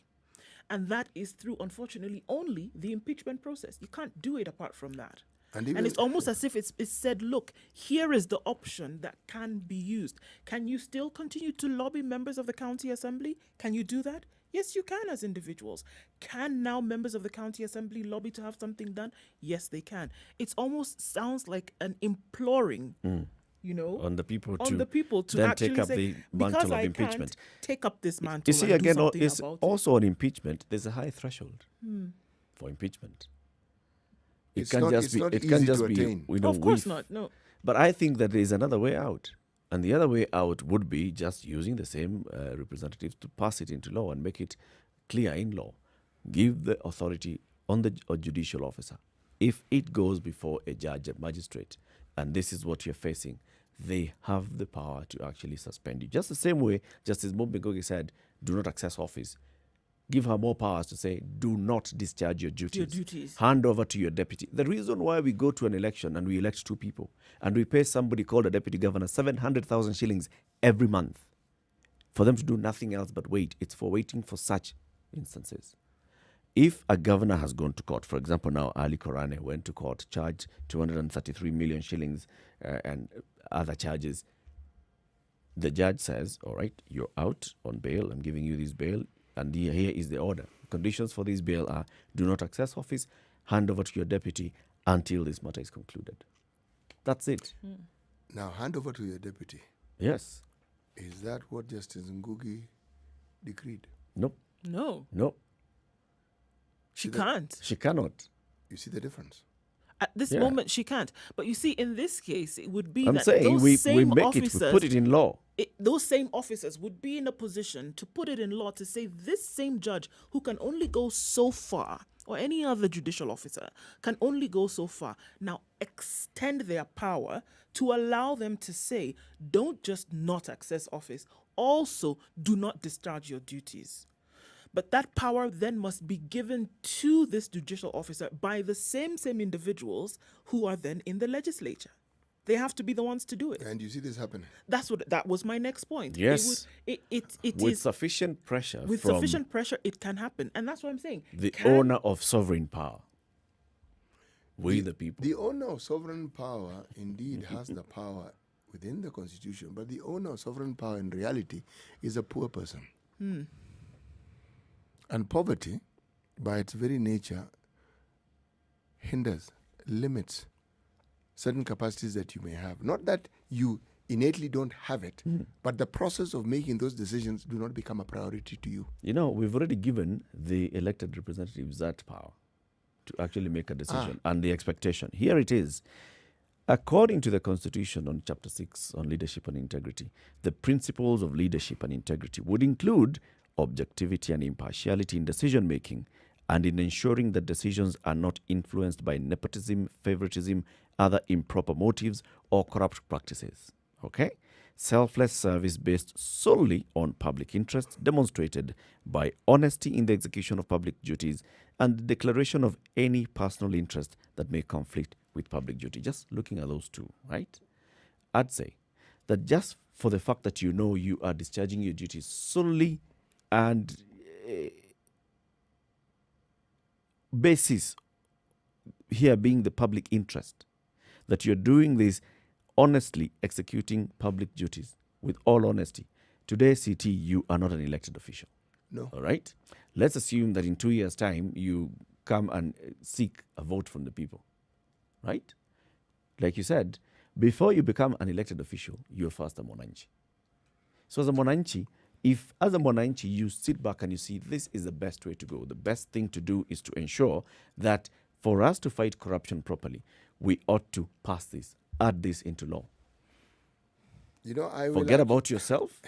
Look at what is it that is required. What's in the best interest of the public? Eric, all that is true, and it will be foremost in my mind before I actually ascend to that position that the election will have provided for me. And I will ascend to that position with the same mindset I had before I got there. Then a quick transformation process will begin. Because then I will realize that I am a Mheshimiwa. Then I will realize that I am not an ordinary human being. Then I will realize that so long as this thing works for me, it Let's definitely... keep at it. Yes, and it works for the other, just because it works for me. So long as it is good, and so long as I see it to be good, then my constituents have no option but to see it as being good. What am I saying? I am saying that the transition that takes place from the time someone is actually presenting themselves before the electorate and from the time they then get to those positions and then start their role, there is a huge transformation that takes place. And whether they are MCAs, whether they are members of the National Assembly, whether they're senators, it's the same. Even people who are state officers and who are appointed, they are one thing before they get to those positions. And when they do, they change. And the changes are usually for the worse. They are inaccessible. They don't do what they're supposed to do.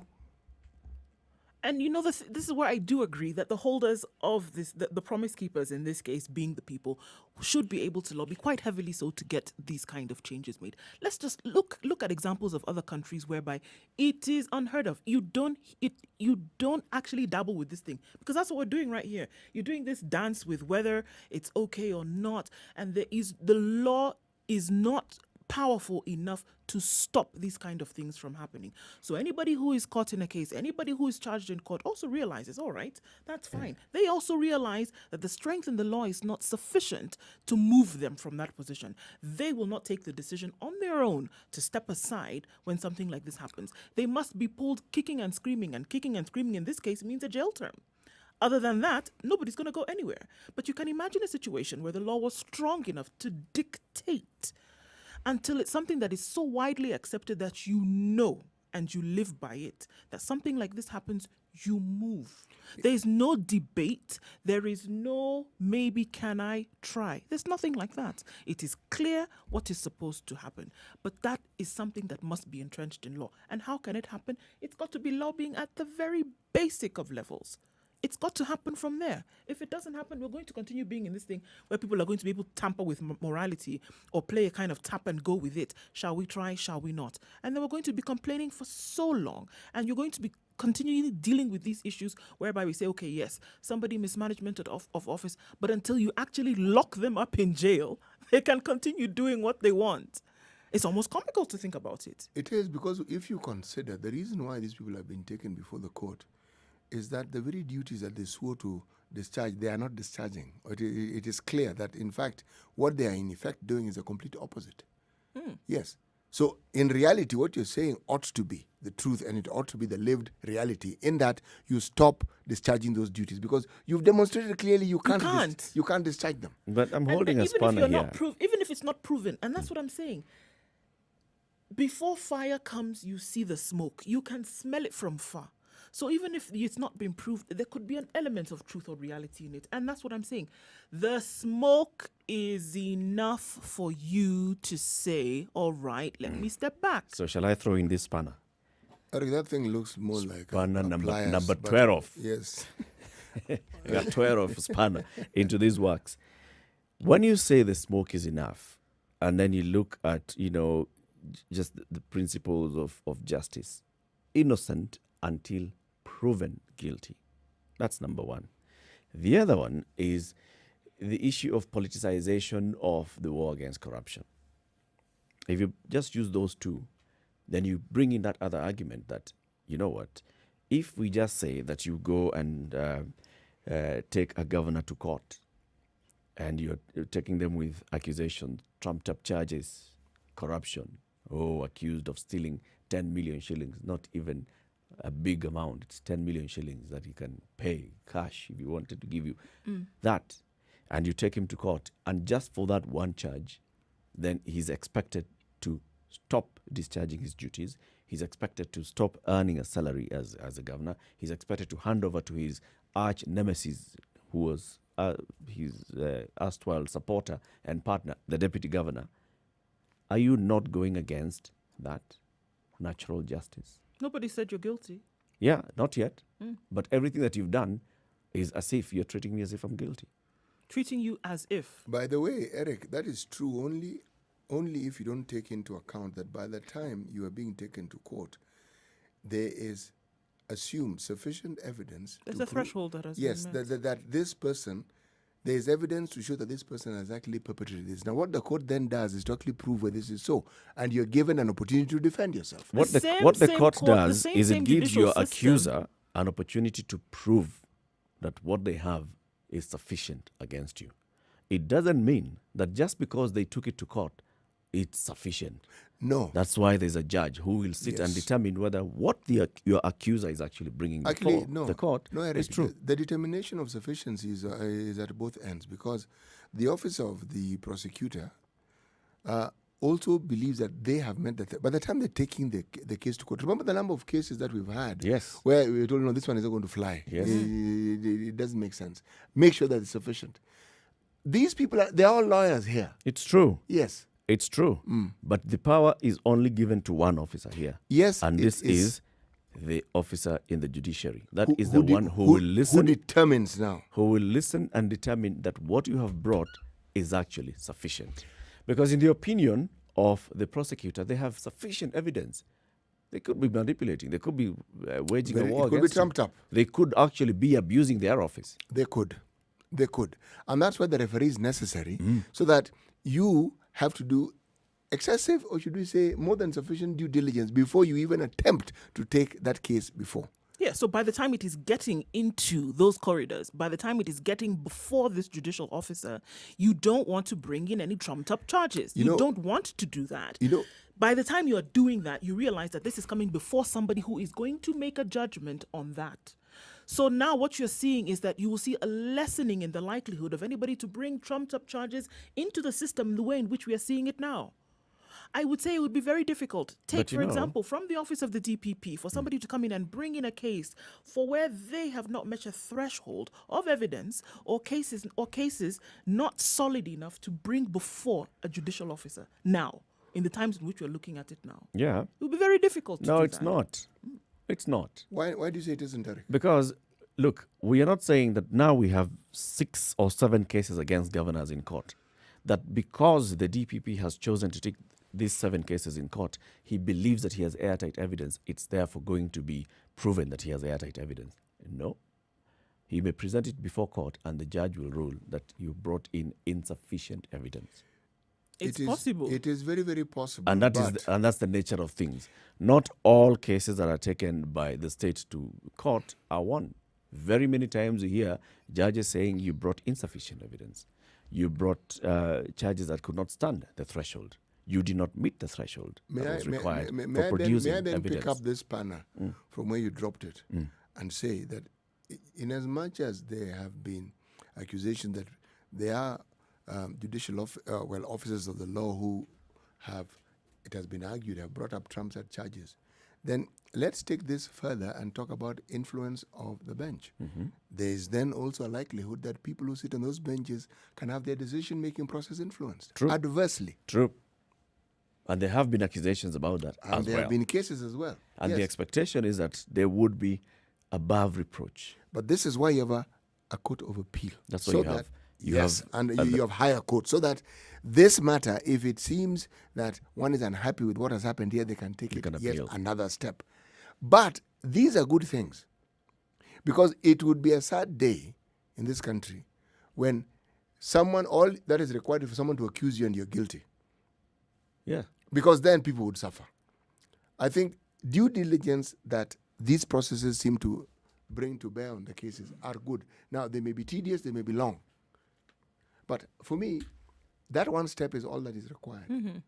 And that one step is what led to the one, Mr. Oluke, being jailed. Not charged, jailed. It took a really long time. But that's where it ended up. So, for me, there's light at the end. In fact, very, very bright light at the end of this tunnel. It means it can happen. But here, you see, now in the case of the MP Oluke, went through the whole process, was found guilty, was sentenced. All right?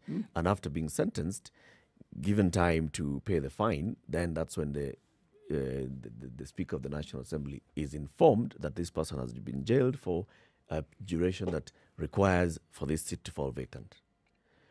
Before then, Waluke was free to even vie for elective office. True. And the argument that the issue that we are raising this morning is a governor such as Ali Korane, and in fact, Lawrence Kara, thank you very much for reminding me. There's also the Tharaka-Nithi governor Mudomi Njoke.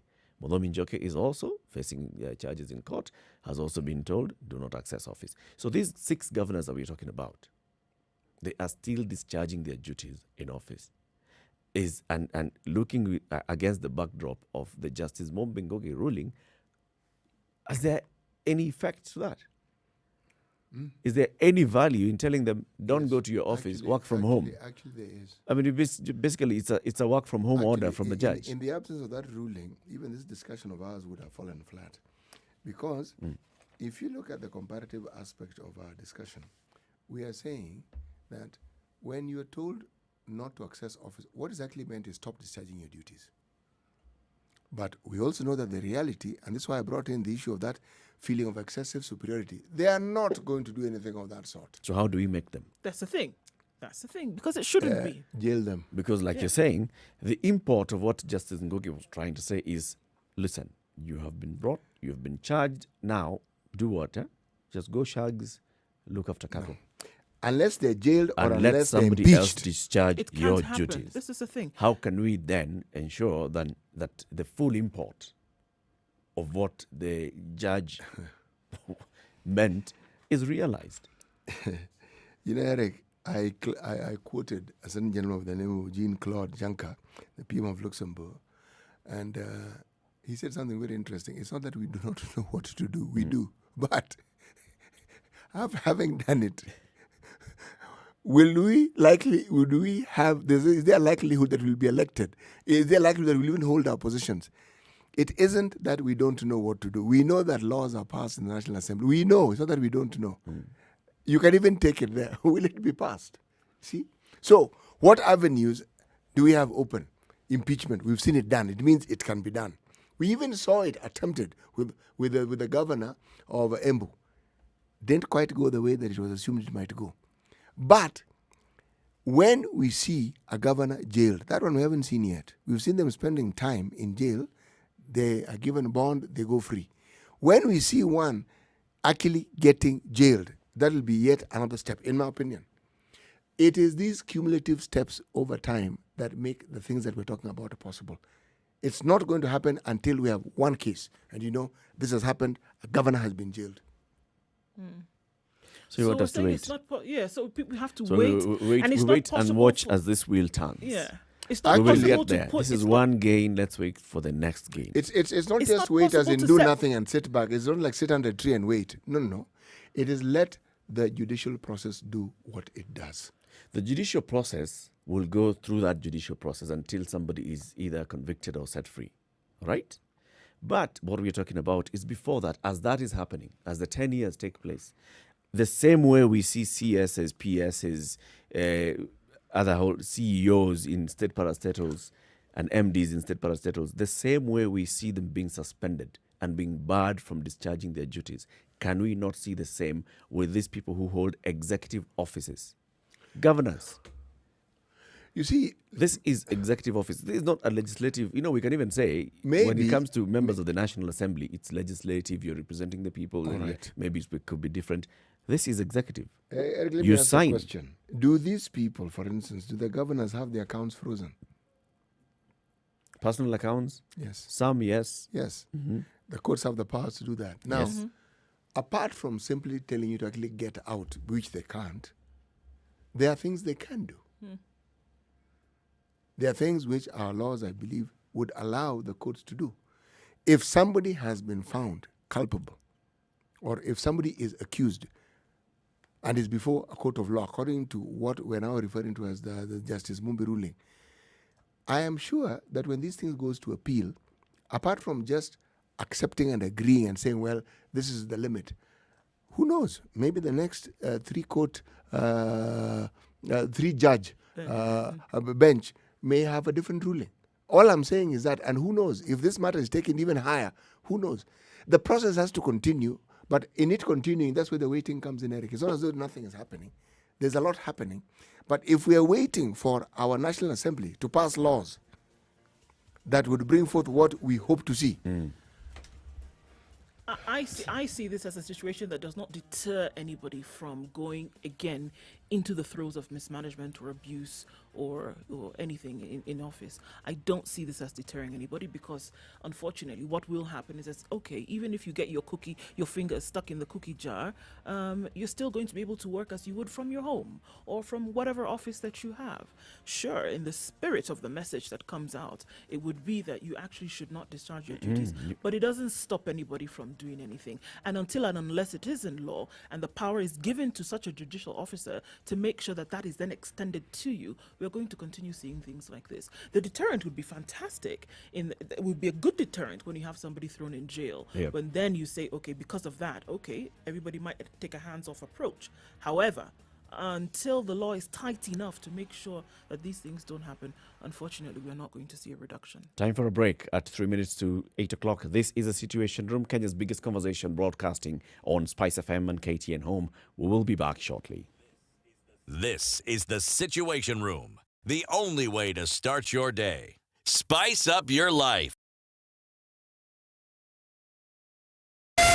Spice FM, Malindi.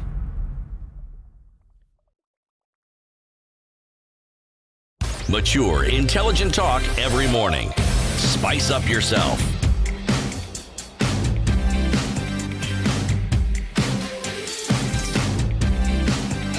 Mornings done right. 94.4 Spice FM, Nairobi.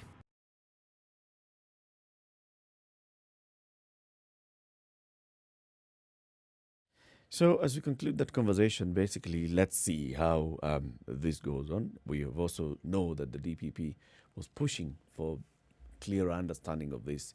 The DPP, of course, he would like to see these people barred from discharging their duty. The DPP would like to see these people barred from accessing their office, both physically and principally, such that once you are taken to court, once there's such a heavy charge leveled against you in court, then you shall step aside until this matter is concluded and do not use your powers and the powers given to you by your office to be able to discharge your duties and maybe even derail the process.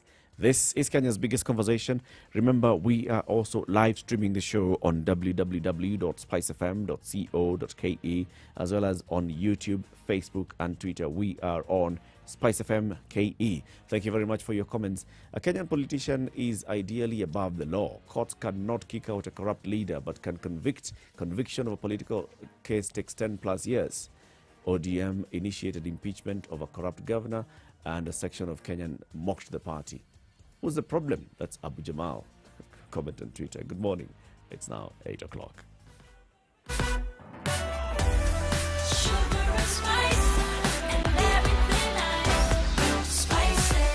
Spice up your life. 102.5 Spice FM, Kisumu. All right, a little bit of a problem around Survey, and that is affecting traffic on Thika Road. Getting into the CBD outbound is actually looking pretty good. Getting into the CBD and from Westlands also not looking too bad. Right around the University Way roundabout, we do have the normal clog up on Uhuru Highway all the way from the Nyayo Stadium roundabout through to Westlands. We know that this is going to continue taking some time to work out. Coming off of Mombasa Road, visibility still quite low in some areas, but it's looking better with the outcoming of the sun now, so everybody's moving a little bit faster, but we still have the dregs of traffic from that early morning madness. Coming off of Magadi Road and then down towards Langata Road, towards the Timor roundabouts, then towards Nyayo Stadium or Bagadi Way also looks clear. Where we have the major problems today are Mombasa Road and a little bit on Uhuru Highway, as well as industrial area, and we know those roads have been closed for the construction of the dual carriageway. So plan your journeys in advance for the next few days if you're going to or coming out of the industrial area. Spice FM KE, that's how you can reach us on Twitter.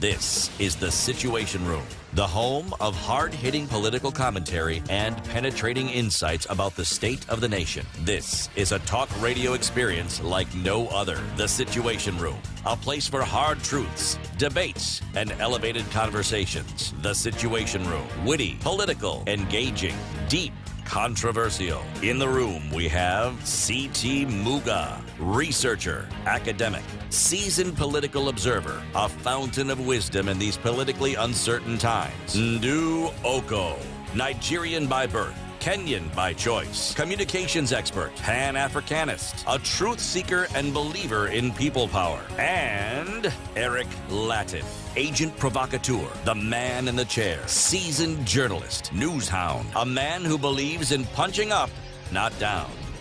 This is The Situation Room. The only 2.5 minutes after 8. Thank you very much for choosing Spice FM. That is broadcasting in Nairobi on 94.4, in Mombasa 87.9, 102.5 in Kisumu, Nakuru 96.0, Eldoret 96.7, Nyeri 90.9, Malindi 97.7.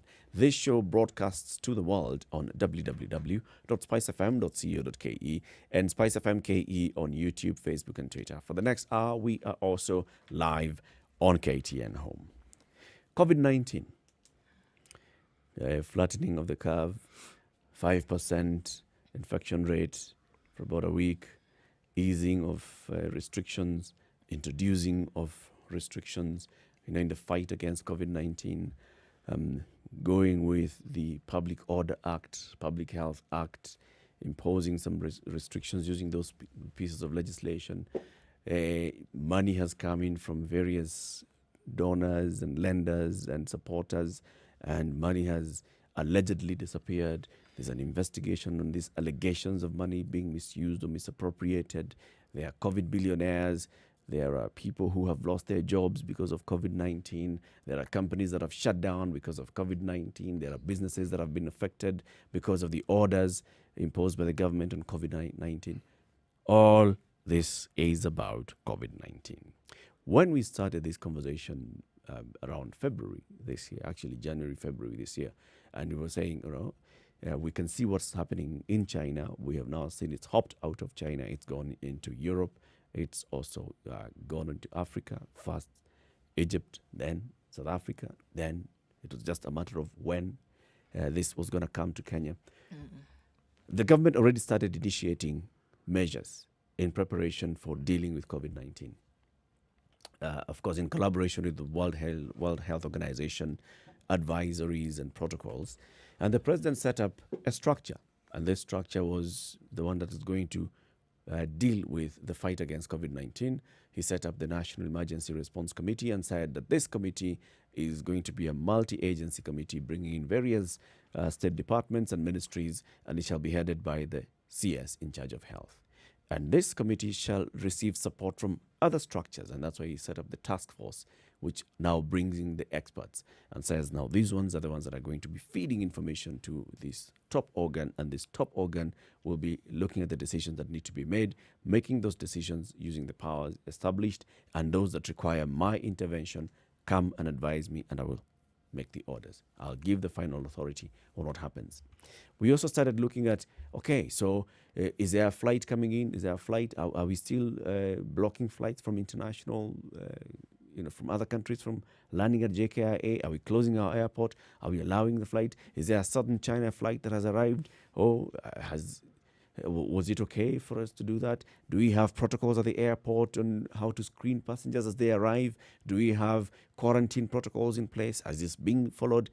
All that, these are decisions that are being taken at one stage into another that informed bigger decisions, which went as far as imposing a nationwide curfew from every corner of this republic. At one time, 7 p.m., you had to be indoors. Mm-hmm. It has been moved. Now it's at 9 p.m., but it's still across the country. There was cessation of movement from several counties. This is Nairobi, Kilifi, Kwale, Mombasa, and some time Mandera County as well. Cessation of movement. Even in those counties, Nairobi and Mombasa, cessation of movement within parts of the counties. Decisions that were being taken and advisories that were being issued by the government that had serious impact. Well, impact in the fight against COVID-19, impact in the livelihoods of the people, and the economic, socioeconomic status of the country. Now, at some point, when we are looking at now what's happened at KEMSA, when you're looking at how the money that has come into the country, is there a point when we shall start doing an entire audit of the fight against COVID-19? And this audit would be important because we are looking at the decision-making. Who knew what, when, what decision was taken, how was it implemented, who was supposed to execute this, was it done in accordance with the order that was given, who was supposed to have done it, did we actually win the war against COVID-19, or did COVID-19 just spare us? Or did we lose the war against COVID-19? Is there a point, is there a case for such an audit to happen? I say that yes, I think we need to have such an audit. An audit that looks at decision-making, not just saying, let's investigate KEMSA. Not just saying, let's investigate what has happened in terms of the money that has been used to purchase PPEs and testing kits and drugs and others and beds and ventilators, etc. at KEMSA, by KEMSA, but looking at the entirety of the fight against COVID-19. This period of emergency that we got into, shall we audit this? I think it's absolutely necessary to have that thought process audited. It's absolutely necessary to say the decisions that were taken, were they fueled by adequate information that then made this happen? Because those decisions that were taken then led to other things that we are facing at the moment. It led to things like how much money was going to be spent. It led to things that, are we going to open the hand and ask for more money from other quarters? It led to then saying these individuals should go to this area to work out a certain thing. We're going to provide insurance for healthcare workers. We're going to make sure that we provide beds in certain counties. We're going to give money to the counties based on this. So when these decisions were being made, were they being made from a point of information, or were they being made solely because something needed to be done to show that the powers that be, or the executive or whomever, is actually quite vested in the fight against COVID? And I think it is absolutely necessary for us to go through that thought process the same way accounts are audited. This decision making also needs to be audited because it lent to other decisions. It lent to the spending of money that is now being queried. It lent to the spending of money, and then things may have been mismanaged or gone wrong, that people have lost their jobs. That now it would be very difficult for Kenya to ask for more money from anywhere else when it comes to the fight against COVID. So who made the decisions? At what point? And for what reason were these decisions being made? If you go through that audit, through that process, and find out that perhaps some decisions were made in error, or the wrong decisions were made, or the wrong positions were taken, then you can see we have a problem, and then you can see how to fix it. But to just allow things go like that, as it were, and say that, okay, it's been done, COVID came, went, 5%, 4% is what we are at now, not actually looking at what may have happened. You have something of earth-shattering proportions having taken place in this country, and nobody actually looking through and say, okay, this is the reason why it may have happened or not. And then you just move on to the next thing. And if you can do that, then it's very easy to do it with another situation, and then you just have a snowballing effect of other issues continuing in the country. When we say auditing, well, we know the Auditor General is going to audit. Money. He'll audit money. Yeah. She No. She will audit accounts and how money was spent. That's what she will do. Yeah. But you see, at the end of the day, when we talk about COVID, we aren't talking about anything other than money, are we? Because at the end of the day, what was COVID being fought with? If you talk about PPs, they had to be bought. There had to be a budget. The borrowing comes in, that's money being borrowed. But will what the Auditor General does on a yearly basis be sufficient, or will we require to have a special audit specifically for this particular period? I think absolutely yes. It's absolutely necessary. Something that it can be argued that the economy of Kenya was already on its knees. Something that came and basically ground it to a halt. Something that saw, 17 million people affected by job losses or lack of income or inability to pick up their livelihoods. Something that saw the health system almost come to its knees, close schools, put almost 3 million children out of school for at least 6 months. Something that brought everything to a standstill, and you would say that we're just going to let it go like that? Absolutely not. Definitely must be audited and say something special like that, because a pandemic by nature is special. A pandemic is special. It's unusual. It's unusual. It's not an everyday occurrence. So something that was global in nature and local to specificity as well. You want to make sure that the right decisions were being made. And if the wrong decisions were made, you want to make sure that they are not made in the future, which is what an audit essentially would allow you to do. And to ignore it would be then to ignore huge mistakes that you could easily make in the future. Is it that we don't know where the mistakes are? Or we simply want to document it for posterity and to be certain? Lessons learned. The good thing is to put it in the public sphere so that everybody knows what's going on and you can learn lessons from it. It's important for us to look back into it, not merely for the blame game aspect, but just to understand. For information. For information's sake. And also for improving.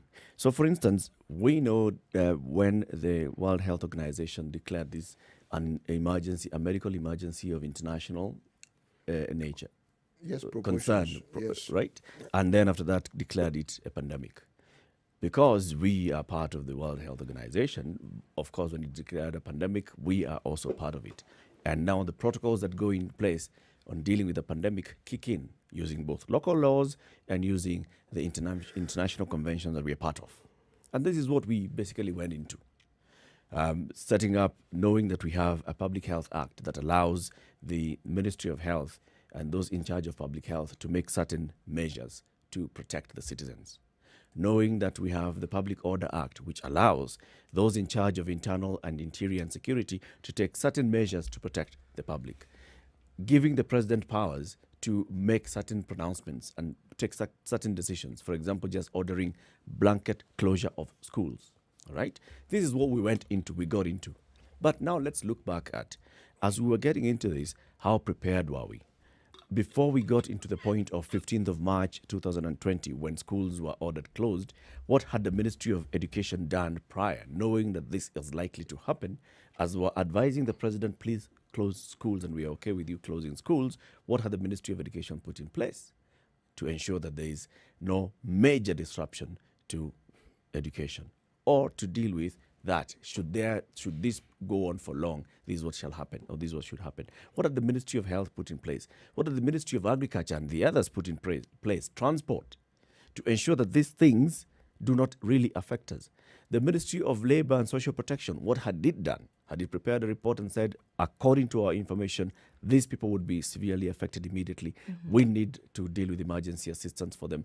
All those decisions, we need to look back at who knew what when, and what did they do about it? We are focusing on COVID, but prior to COVID, other disasters of a natural nature had visited us, and the same questions I believe we raised here. Yep. And one of the reasons why we raised them was because, unlike COVID, these ones we had prior warning. We knew locusts were coming. Floods, we knew. Magnitude, we didn't know. This backflow now that seems to be happening everywhere, even on the Nile, some of these things maybe there are people who know how these things are going to happen. Maybe they understand, but the truth is whether they understand the magnitude, I truly, truly wonder. Because when I've seen similar things happening, even in so-called developed countries, it catches people off guard. It does. Yes. So, yes, if you look at things that happen beyond a pandemic, an audit of this nature would be useful, but I would argue that perhaps we need to carry out these audits with reference to other disasters that disrupt very, very permanently, in many cases, the lives of the citizens of this country, so that you understand. Because beyond that, some of them are yearly disasters. We know they happen every year. And yet, the stories that we read about or we come across are the same stories every year. So we wonder, did we not learn from last year that we need to be prepared for this? Did we not understand that we need to set certain things in place? For instance, when you talk about learning, when you have flooding and you have mudslides and you have all sorts of things that disrupt not just learning, but the general livelihood of people, surely these things have happened before. What is it that the Ministry of Education has done to forestall these things? Right. What is it? In the past, when you've had flooding, people go to churches, they go to maybe health facilities, Social they go to housing. schools. Now, these are also flooded. So then what do you do? Because now these are also... Yep, it's true.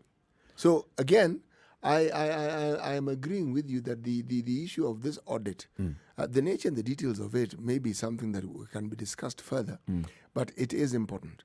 Because an audit gives you the sort of details that will help you understand with greater clarity. Yes. Now, the important thing here also is that this audit should be public.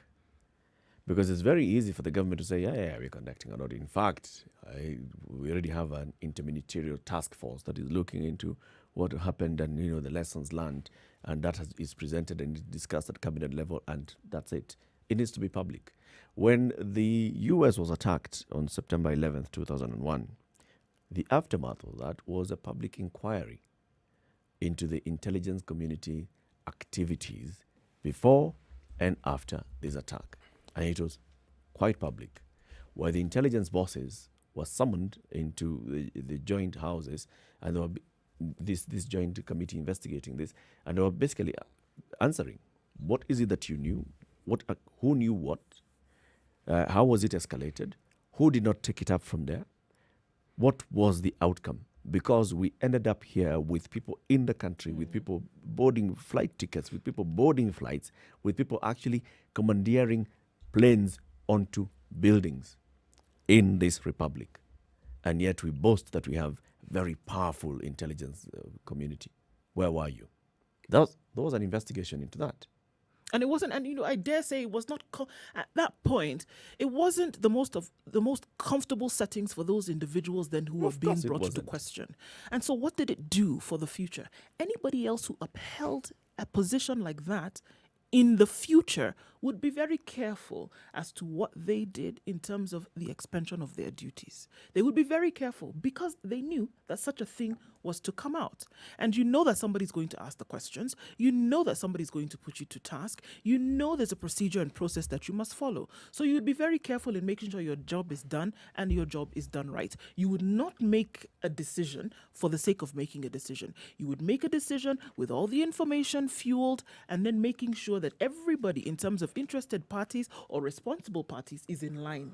But you see, something like that, it was not for fear that they were going to get thrown into jail, but for fear that the whole country is watching you and you are being asked about what happened, whereby thousands of people lost their lives, and you should have been in a position to watch over it. Same thing here. You took decisions to close schools. You took decisions to cease movement within counties. You took decisions to tell people to stay at home. Certain things happened as a result of that. Were those decisions fueled by adequate information? Yeah. Would you stand behind that decision with everything that you had when now put under the light of scrutiny? And I'm saying that's why it's important for such an audit to take place, because it not just helps to see how you dealt with things behind you, it helps to see how you will deal with things that are coming in front of you. But together with the audit, what often happens then with the audits when there are adverse reports, it then gives, other government agencies whose functions are that of a security nature, the teeth to actually take this thing to the next step. Because if something has been found to be a little off, a little untoward, they then have evidence, then I have proof that whatever may have been suggested is actually not a suggestion, but it's something that can actually be proven. Yes. Next, course of action can be taken. If you look at some of the decisions that I've made, all right, so from the very beginning of this pandemic in the country, our testing capacity has been severely hampered because of a lack of testing kits. And what is it that the government tells us on a regular basis? You know what? We are unable to procure these testing kits because internationally this is, it is a problem internationally. Other countries are able to procure. Kenya and other countries are unable to procure high number of testing kits. How many tests have we done so far? 485,000. 485,000 since March. That is what we have done. South Africa has done millions so far. Other countries have done millions as well. What it's important for us to ask, so at the very beginning when it was clear that we are facing supply chain challenges in acquisition of these testing kits, what decisions were taken to try and address that? Because if you look at it, if we have never really improved in our testing capacity, it means that we have really never done anything to beat what the challenge was in March. Yeah.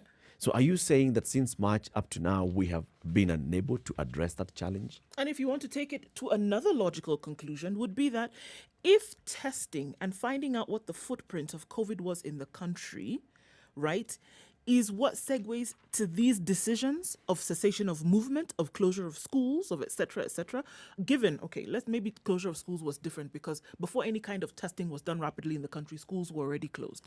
Let's look at other things. Cessation of movement, the establishment of a curfew, and asking people to stay home. If you are not doing adequate testing to find out what the COVID footprint was in the country, you couldn't then go ahead and make a decision to do some of these things, which you did because you didn't have the adequate information. So then who took the decision? On a whim?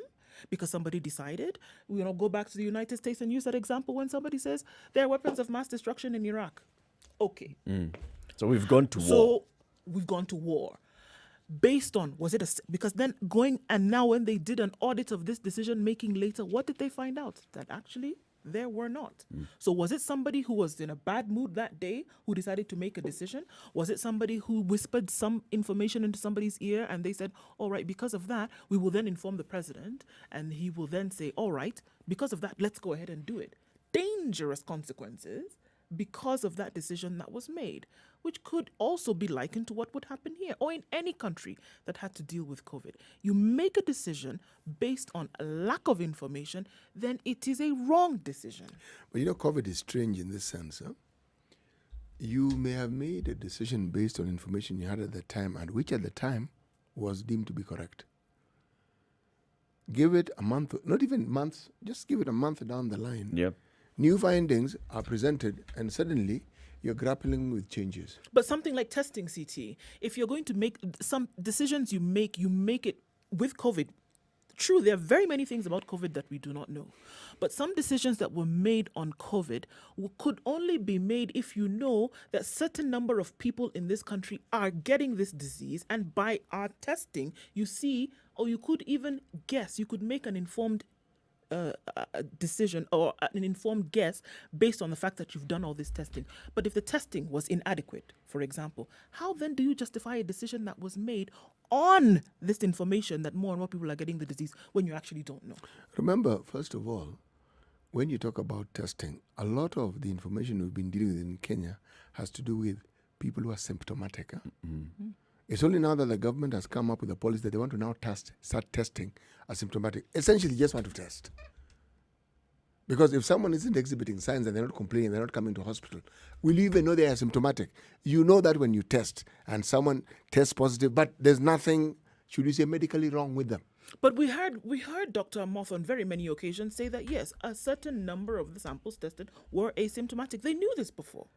They knew this. It was before. happening when we were doing community testing and all. Community and testing that happened in Kawangware and in Kibra, they found out that 90% of the cases tested were asymptomatic. You know what is likely to come out in an inquiry of this nature is those that were sitting in the emergency response committee and even the task force would come in and tell you, yes, we're using information that we have here, but we're also using information that is available globally because this is a global pandemic. So looking at what other countries have done and the route they've taken, we do not have to wait to see, oh, our numbers are now 1,000 to say, let's close. We just needed to see that this is likely to happen, and so we take preemptive measures. And those preemptive measures are what made that to order the closure, to order the cessation of movement in these particular places. But also, what I'm actually interested in is in the decisions that go now to support that order that has been given.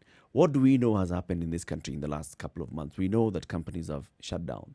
We know that people's livelihoods are lost. We know that there are people who would have wanted to access hospitals, especially in the early months of this pandemic in the country, but because of all this cessation of movements and everything else, they were not able to. People would have wanted to go for dialysis, they were not going for dialysis. What measures were being taken to address those people? It's important to see whether there was any conversation that took place on, you know what, so we are saying that people cannot come to Nairobi, but KNH is telling us that it has X number of people who come from outside Nairobi who require the services Allow of the them in. dialysis machines. And this is what we're going to do to address that. Also looking at the basics, like markets were closed. So if you talk about livestock markets were ordered closed across the country, what did you do to address that? Livestock markets were not where people were going to sell disease. People were going to sell livestock for a reason. So what decisions were taken? What kind of impact did that have? Just the closure of the livestock market had an impact on very many people in that value chain. So what decisions were taken to address the impact, the likely impact that this was going to have in that entire value chain? Eric, remember that there was a very special and specific advisory committee that the president had that advised on these very things that we are saying.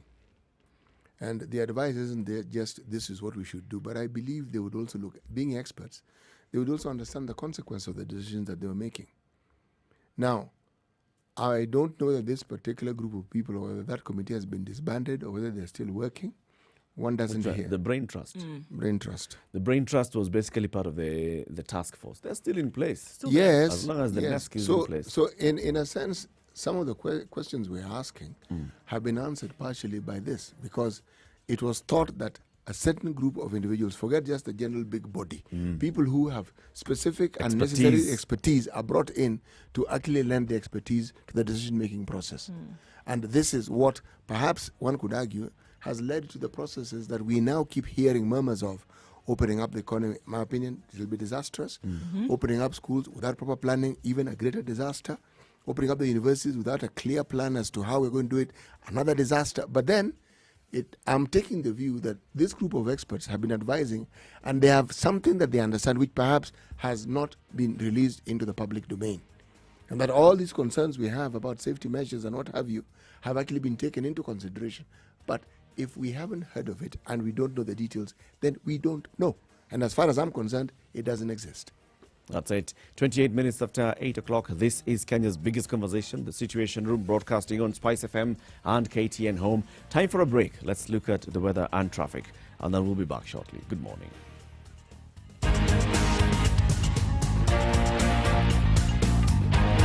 This is the Situation Room, the only way to start your day. Spice up your life.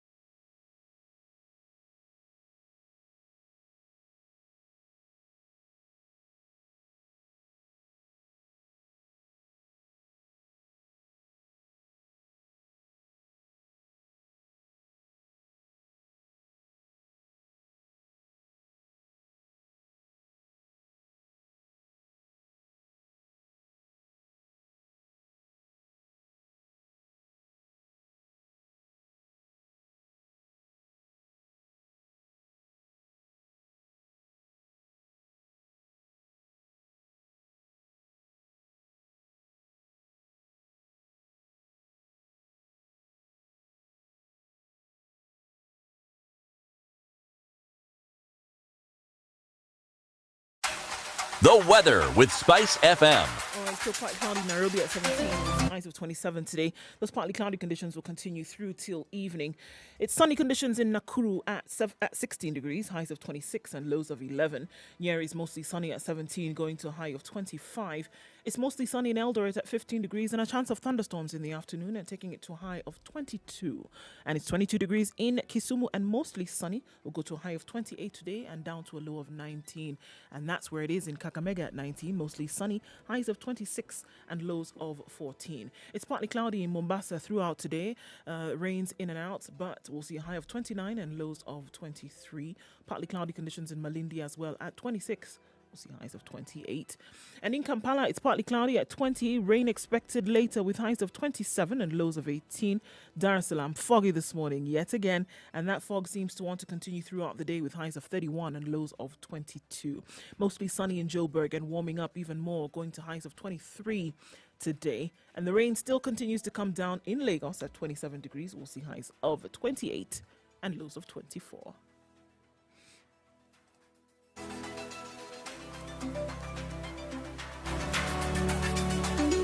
Classic soul, R&B, smooth jazz, neo soul, and nostalgic ballads. Make some noise. Yeah. You're listening to Spice FM. There's a bumper-to-bumper situation on Jogger Road. It's quite messy today, and this is what we did expect with the closure of roads in industrial area today for the construction of the dual carriageway. So you're going to have to be very patient trying to get into CBD today. And this is both inbound and outbound to the CBD, heading then towards the City Stadium roundabout. So outlook on Jogger Road means that you need to be patient if you haven't gotten out early, as it were. Getting into the CBD then from Mombasa Road as well is going to take you a little bit of time. Still the morning traffic that is usual at this point. And then the clog up between Nyayo Stadium and Westlands all the way. Yes, indeed. So you have to be patient there as well. We'll be out of traffic hour in a short while. So for now, you should be all right. Unless something jumps out at you, let us know. Spice FMKE. That's how you can reach us on Twitter. And let's see how we can keep it moving.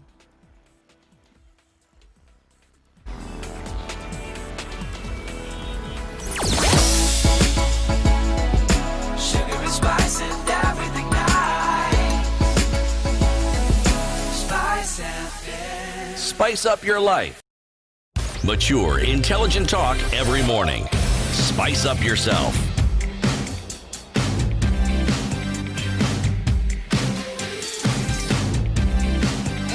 Mornings done right. 94.4 Spice FM, Nairobi. 7 minutes to 9 o'clock. This is Kenya's biggest conversation. The conversation continues, calling for an audit into all the decisions that were taken before, during, and after COVID-19 hit the country.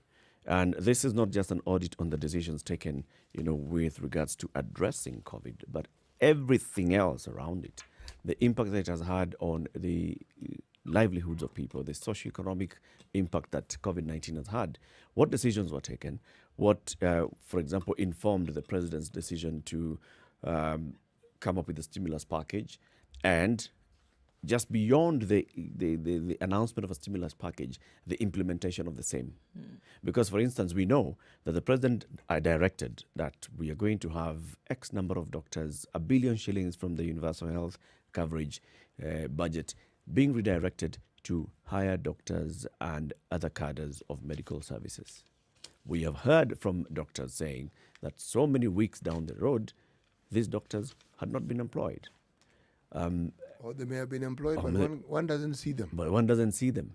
So how long was it taking to execute some of these decisions? Some simple things, for example, like the Minister of Health, the CS for Health, coming out on a Sunday and saying, now what we've decided is because people are not following the advisory that we are giving for quarantining at home, we are now going to ensure government-mandated quarantine in some hotels and government facilities, and you're going to pay for yourself. So how was that decision arrived at? By the time the CS was making this announcement on a Sunday, were those facilities already identified? Because we know that there are people who arrived on that night and they spent over 12 hours at the airport waiting to know where they're going next. And they were then put all of them together into a bus and taken to various hotels. So Nyinyi, come out, enter here, going to that hotel tells you you'll pay 12,000 shillings. The rest of the people who remain in the bus are taken to the next facility. Here you'll pay 2,000 shillings. Here you'll pay 4,000 shillings. The communication, the implementation of some of these decisions is also important, because you can say that the advisory given was solid. The decision taken was solid based on the advice given by the experts. Yes. Those who were supposed to implement, to execute this, did they do the job that they were supposed to do on time? We heard, especially when you talk about quarantine, the kind of complaints that we kept hearing from the quarantine. Horror stories, really. The pain. Yes. Yeah. You know, people who did not know when they were supposed to get tested, they don't know how long they're going to be here. Then after 14 days, you're told, oh, we found out that some of you are drinking, so you're going to be there for another 14 days. And you're wondering, so... Then they came in the issue of self-quarantine. Yep. And you were told for this to happen, there must be this and the other, there must be provision of this, and it costs this. Now, the cost alone, when you heard it, you realize this isn't going to work.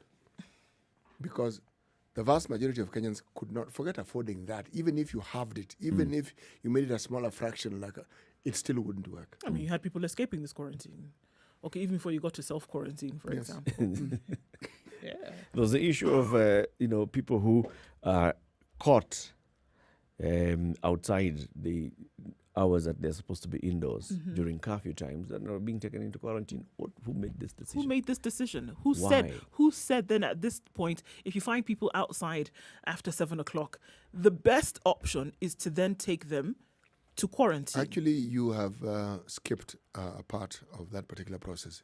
Put them in a cell. Yes. Right. Specifically, a crowded cell.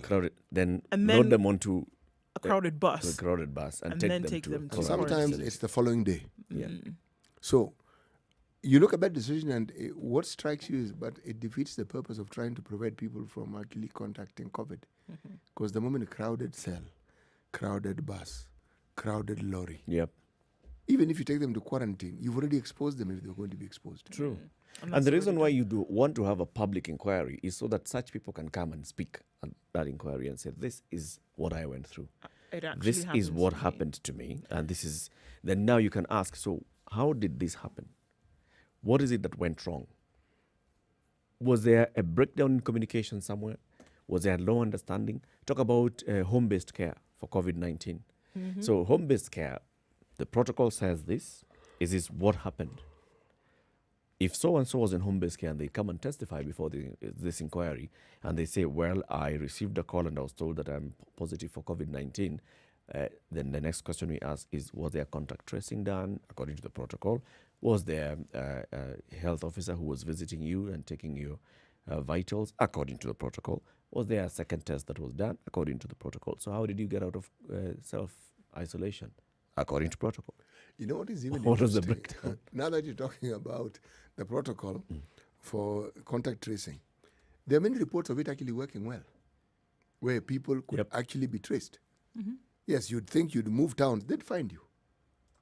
Which means there was a protocol and there was an understanding.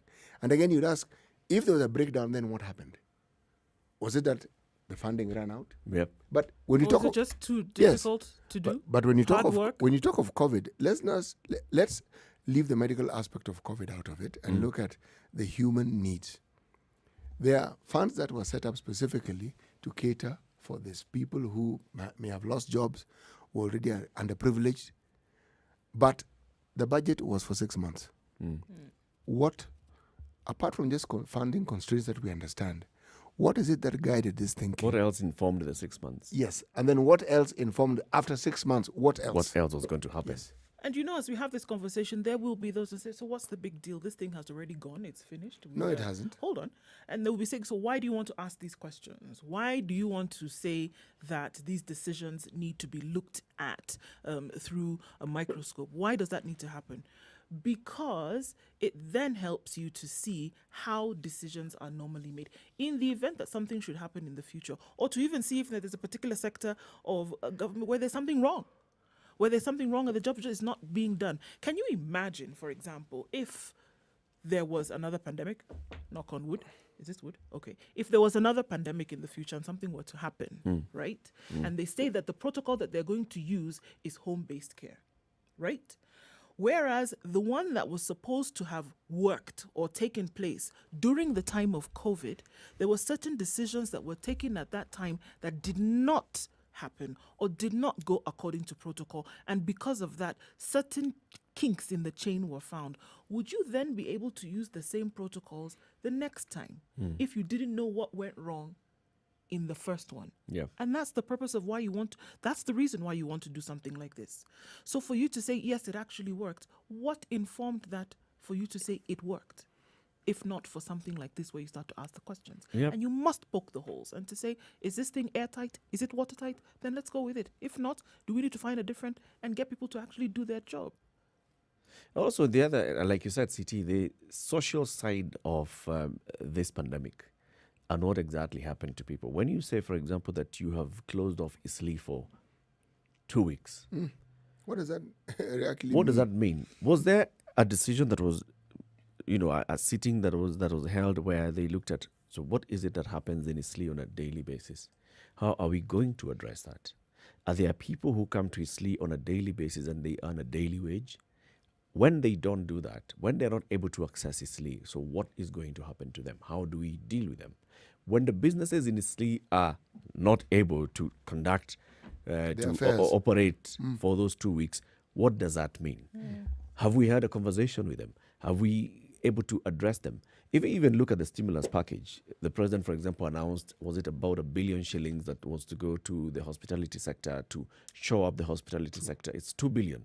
Show up the hospitality sector so that it doesn't close down, because we're already hearing hotels saying we have closed, staff home, and that was a reaction. However, more than a month later, we were still hearing from the operators in this sector saying we have not accessed any of this money. And even We then, we don't even know how we are going to get it. yes, exactly. And even if they got it, they were even not sure what exactly you're supposed to do with Yeah. it. What is it? And after that, what then happens after that? But consider, for instance, even the old town in Mombasa was locked, was shut down. All right. Again, the same questions arise. Yes, you made these decisions, but what about the impact of that particular decision? Okay. Having made a decision, was that the only decision you could have made? At the time, yes, it may have been the best decision, but having seen it implemented, going forward, was it still necessarily the best decision? Yeah. Or could you have revised that decision to say, look, from what we've seen, perhaps the best thing that we could do under the circumstances is this? Now, these are things that are best documented and answered. So that in the event of something similar happening, at least you are very clear about what it is that you need to begin with, consider, even Absolutely. as you want to start making decisions. Secondly, it tells you the areas in which you need to be prepared. Did we know, for instance, that not all schools in this country have running water? Yeah. Prior to COVID. COVID comes up, you realize, hey, you have Water. schools, running water. We actually need running water. Yes, and running water is pivotal if you are going to ensure or even start talking about safety or within the schools. And then you suddenly discover also that some of these schools, people are on the tree and say that may not necessarily be a bad thing. But we then bring in the discussion of what are we going to do with the children who are supposed to be sitting for the exams? I mean, decision after decision after decision, which could have been responded to had the matters that were brought about by locusts and flood been addressed with regards to learning. This issue of learning with COVID, where people are at home, there would at least have been an initial response to it and say, look, we have this system that we have been using. We are going to expand it. Or we've had in place the capacity to expand it. We're now going to set that in motion so that give it a week or two, but learning will only be interrupted for that period of time. Even now, there's uncertainty. Even now. Who has learned what? What has been taught? How has it been taught? What capacity is there? Even as there is talk of schools opening and exams being taken in April, there is still a lot of uncertainty. We don't know what happened in the last 6 months. We actually don't know. There's no uniformity. The reason why people go to school regularly is that there's uniformity. So that when people sit for the exams, you say they were adequately prepared. There is a level playing field, so to speak. Yeah. Right now, it doesn't exist. And I hear you saying that we don't know. You know, we don't know because We don't know. questions have, yeah, that's just it. Questions have not been asked. You know, proper Answers have not been provided. Answers have not been provided. And I just remembered now. Remember last year, just an example. It might seem far off, but you can actually connect the sinews, right? Remember last year, the church of Notre Dame in Paris burnt down, right? Yep. And it was huge. The whole world, oh my goodness, great artifact, huge tourist attraction. Massive losses. Massive losses, right, in terms of tourism. History. History Heritage. lost, right? That would come into Paris and be able to see money that would be spent in terms of tourism. They did 6,733 interviews in the investigation to hear from people. What did you see? What did you hear? From sweepers to janitors to people who served coffee to tickets at the gate. What did you see? To people who visited during To a certain people who visited during a the certain period of of time. time. And do you know what they found? Two things. One, an electrical fault that connected one of the bells to the circuit box upstairs, and then a cigarette. Somebody had not put out their cigarette properly. That now led to the decision, you see, in the future, led to the decision that even if people have the right to smoke, you cannot then smoke. As now they've given 5 years to restore the church, you cannot then smoke in the interior premise of the church anymore. Decision now being taken to protect for the future. A certain kind of Founded on fact. founded on fact, because they did this investigation. Somebody would have said, okay, big deal, rebuild it, let's move, right? 6,700 interviews over this period of time to find out what exactly happened. Let's find out so that we can work on it for the future. They've also found out that there was a certain kind of material that they used for the circuit breaker that they will no longer use, because they found that then it was easily flammable. And it's been there for hundreds of years. But they found that we cannot use it anymore because the likelihood of it causing a fire in the future is quite high. It's high. Decisions made because of information having been found. It works. One that I'd really be interested in as well is the operations of the COVID-19 Emergency Response Fund. This fund was established by the president, and there are board members who are appointed by the president, and the fund has been collecting money from well-wishers from locally and internationally. What is it that this fund has done so far? Where has the money gone? How are decisions arrived at on how to expense this money? Is it just that all the money has gone into buying PPEs for medical workers and supporting the purchase of PPEs? Was that the only mandate? Was there a mandate, for example, to support communities and people vulnerable in the community, those that have been severely impacted by COVID-19? How many have been helped by this fund so far? I think it's important that we have, because one thing that is clear is that this fund is one of the boards that have complete opacity when it comes to information sharing. Total. And yet it's led by private sector individuals who lead blue chip companies, and they know the importance of information. And this is one organ that the only thing you see is when they're touring some factory and saying, now we're going to donate.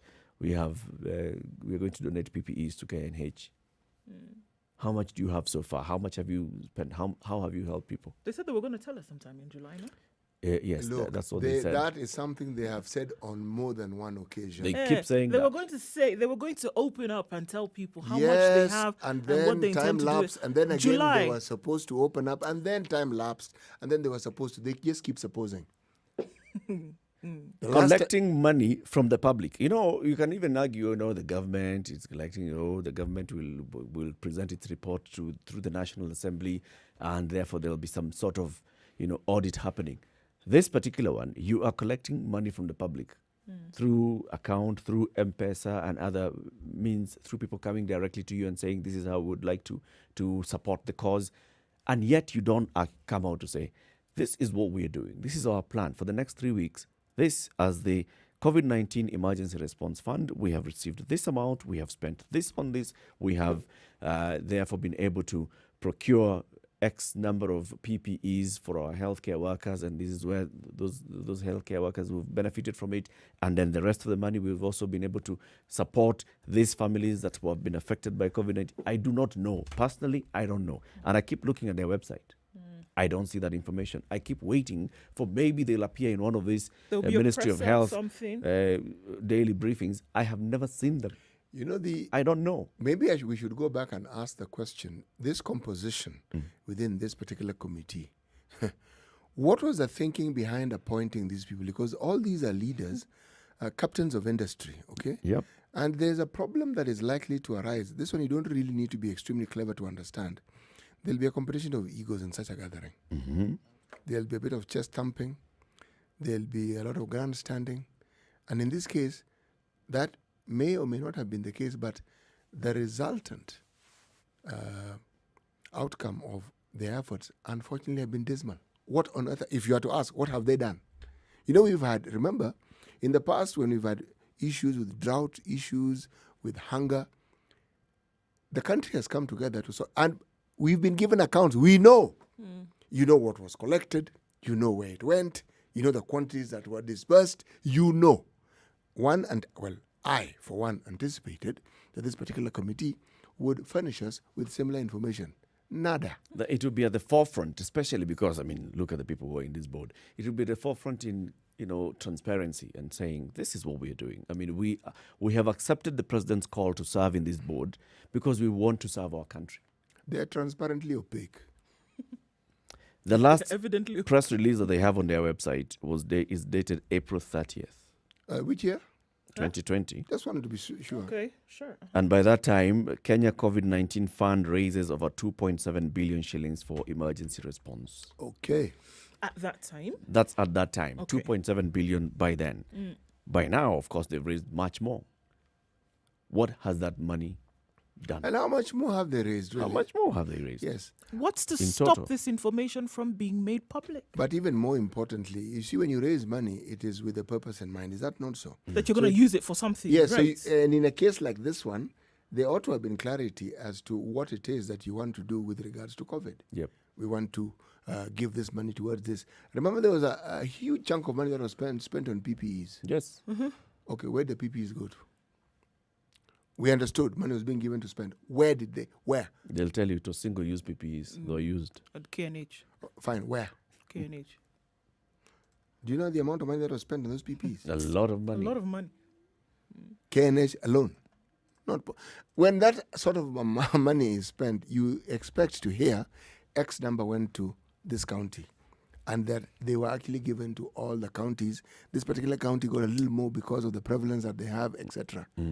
Again, nada. It's the principle of this thing. Whether it was 10 shillings or 100 million shillings, you collected money from far and wide, from Kenyans. There are people who gave their money to be able to make sure that this fight, you owe it to people to give them an account of how the money was spent. No. Because in the absence of that, you raise the roof for speculation, and people will then begin to point the finger and say that this money was misused. Not just point the finger. Do you know who they're going to be compared with?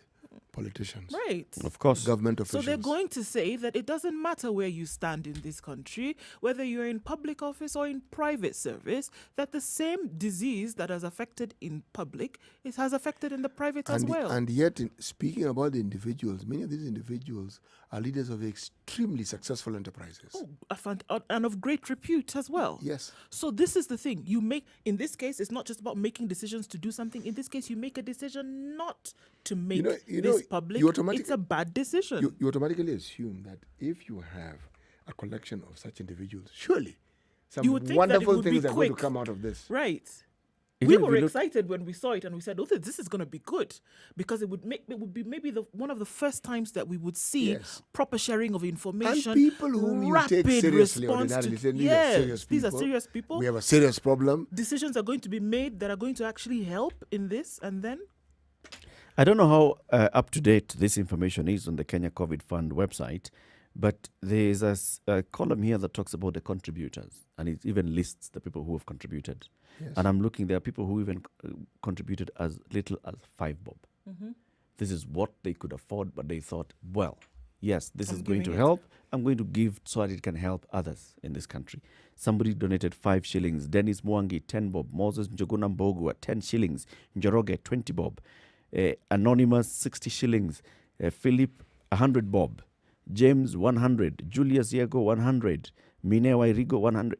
Like that. It goes all the way to somebody who donated 1 million shillings, and then to corporate organizations that, of course, were donating a lot more. So then there should have been a column next to But can you that. imagine all this? You're talking about somebody looking at how much can I afford? I want to help. Yes. And this fund has been established. I want to help. I want to send money. Send the little that I have, I can afford. 10 bob.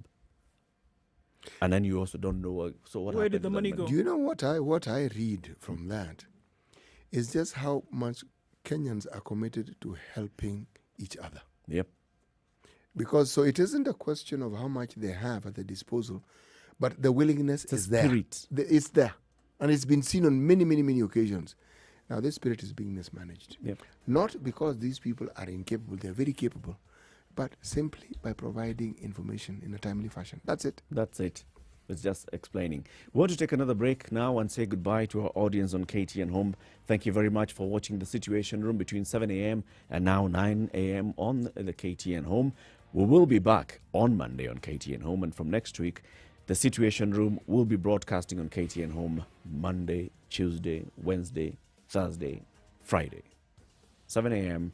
to 9 a.m. But the Situation Room broadcasts every weekday morning on Spice FM between 6 a.m. and 10 a.m. This is the only talk show in the Republic that looks at matters of policy, of governance, of issues that are affecting us in our society, both locally, regionally, and internationally.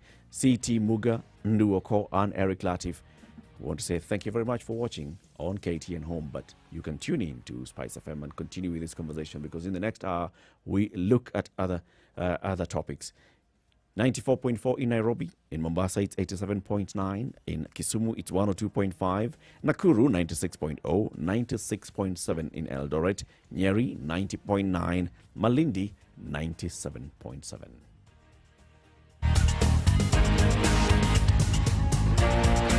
This is the Situation Room, the only way to start your day. Spice up your life.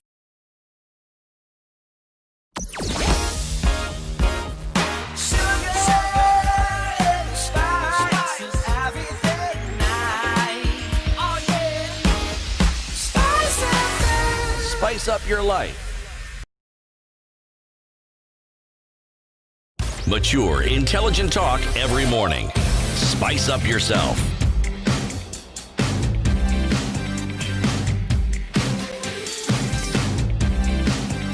Mornings done right. 94.4 Spice FM. Okech Aoko, who says, whoever advised that increasing the number of desks in overcrowded classes will create social distance for 95 learners in a 40 learners capacity classroom. Confucius, professor, creating another KEMSA-like scam. Okay. Because money has already been released to buy these desks, Abi. You know what I wonder is, so now the government is going to buy desks. Yes, and the money has been released. As On- That was on- part of the stimulus. yeah. So in order to support the local industry, so the money, instead of saying we're going to give cash handout to people who make desks, so just say that the government is going to buy from what you produce. So make desks we pay you. Make desks to pay you. It's a stimulus package basically to support that industry. On So paper, it sounds essentially, good, right? so if I make desks, I'll be paid. Yeah. But If you with certain yeah, specifications. if you get into contact, there specifications were released last week. This is how we expect the desk to look like, and then of course you get into contact. You get into the you receive the tender, and you shall get paid. Normal processes of tendering. Yeah, on paper, With the normal sounds- complications of tendering. and sounds procurement. excellent on paper. I just hope, that in practice. But this is the Kenya that we know. Coming to the top of the hour, City, tell us today's proverb. Hey, my friend, It's from Cameroon. this is what I understand it to be. And it very simply implies that it is not possible for a virgin to exist in a maternity ward, for the simple reason that maternity wards are intended for people who are expecting children. Yes. And those who are expecting children cannot be virgins. It is not possible. Well, Happened once only in history. Yep. yep. And Keep they're it right here. categorical. The next hour we're going to discuss something else. Good morning. This is The Situation. Remember, you can post your comments on Spice FM KE, YouTube, Facebook, Twitter, and Instagram. We'll be glad to share that with the rest of the audience. Good morning. It's now 9 a.m.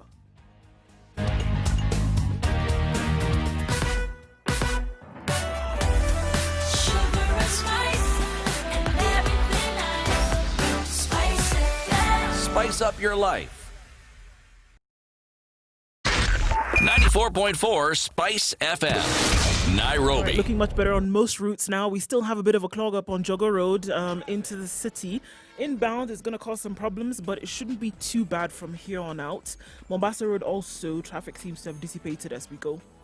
We're probably not going to see such heightened levels until later, unless something does happen. Eastern and southern bypasses, longer route to where you're going, but you'll get there in a shorter period of time as opposed to sitting out in traffic.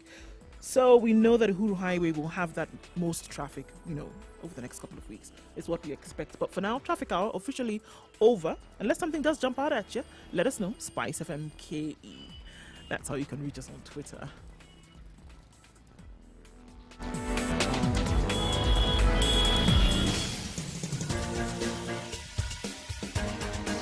This is The Situation Room, the home of hard-hitting political commentary and penetrating insights about the state of the nation. This is a talk radio experience like no other. The Situation Room, a place for hard truths, debates, and elevated conversations. The Situation Room, witty, political, engaging, deep, controversial. In the room, we have C.T. Muga, researcher, academic, seasoned political observer, a fountain of wisdom in these politically uncertain times. Ndu Oko, Nigerian by birth, Kenyan by choice, communications expert, Pan-Africanist, a truth seeker and believer in people power, and Eric Latin, agent provocateur, the man in the chair, seasoned journalist, news hound, a man who believes in punching up, not down.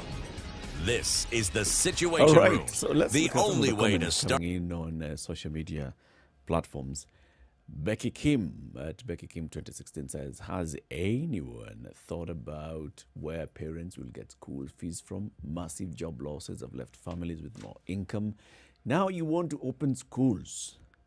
How do you open schools? How are parents going to pay school fees? Right? Why not open up the economy and allow people to begin to recover in the last 3 months? So, Becky, are you saying that we shouldn't open schools yet? What do you understand? What? Well, I mean, Or are we saying that open schools but do not require school fees?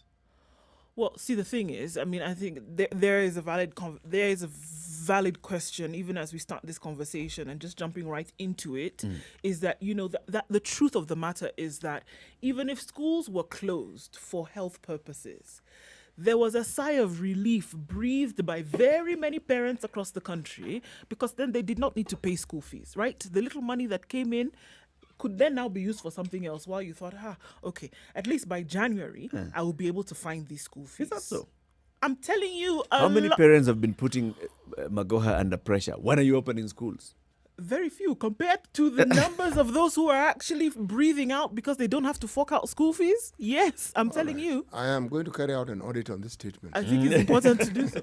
I think it will be very interesting to hear. But look Paul. at what Becky is saying now. Parents are thinking to themselves, okay, so schools might open in October. They already told us that we could eat second term October fees. is next month. October is next month, right? By the way, Lost a job along the line, both parents at home, for example. Tricky. Where are we going to get the school fees from? remember, schools that have been offering online education have been charging fees. Yes. They've not been charging the same amount of fees. No, however. it's a much lessened amount. And Yes. even schools that offer the GCE or IGCE curriculum, they have been charging full fees minus a certain percentage for COVID. Yes, because they were already with the understanding that school was not closing. Yes. They were already on the understanding that it went on as normal. When the announcement was being made of school closure, it did not affect them at all. School was going on. So whatever plans that they had for school fees, it never left their mind. No. It was in their psyche and their consciousness that, okay, even if I may have lost a job or whatever, or my income has reduced, these children are still in school. The system continues. I have to find the money somewhere. On the other side, they said schools have closed. The national school closed. You're not going to school, so there's no need for school fees. Even if you were going to do online learning, 3,000, 4,000 shillings a month, right? Yes. Now they come and nationals- shock you and tell you, Ndu, yes. national schools offering the 844 curriculum. Public schools. Even private schools offering the and 844, 844. or offering the CBC and All 844. offering the national All curriculum. offering national curriculum were closed. Nobody went to school. So you were not paying school fees. I wasn't discussing that. No, I apologize. I wasn't clear. Okay. I was offering learning, not necessarily going to school. Okay. Yes. Learning was still being offered. But at a highly subsidized rate. If you were paying 100,000 shillings, for example, in a private school for 844 CBC, now you're paying 4,000 shillings for online learning.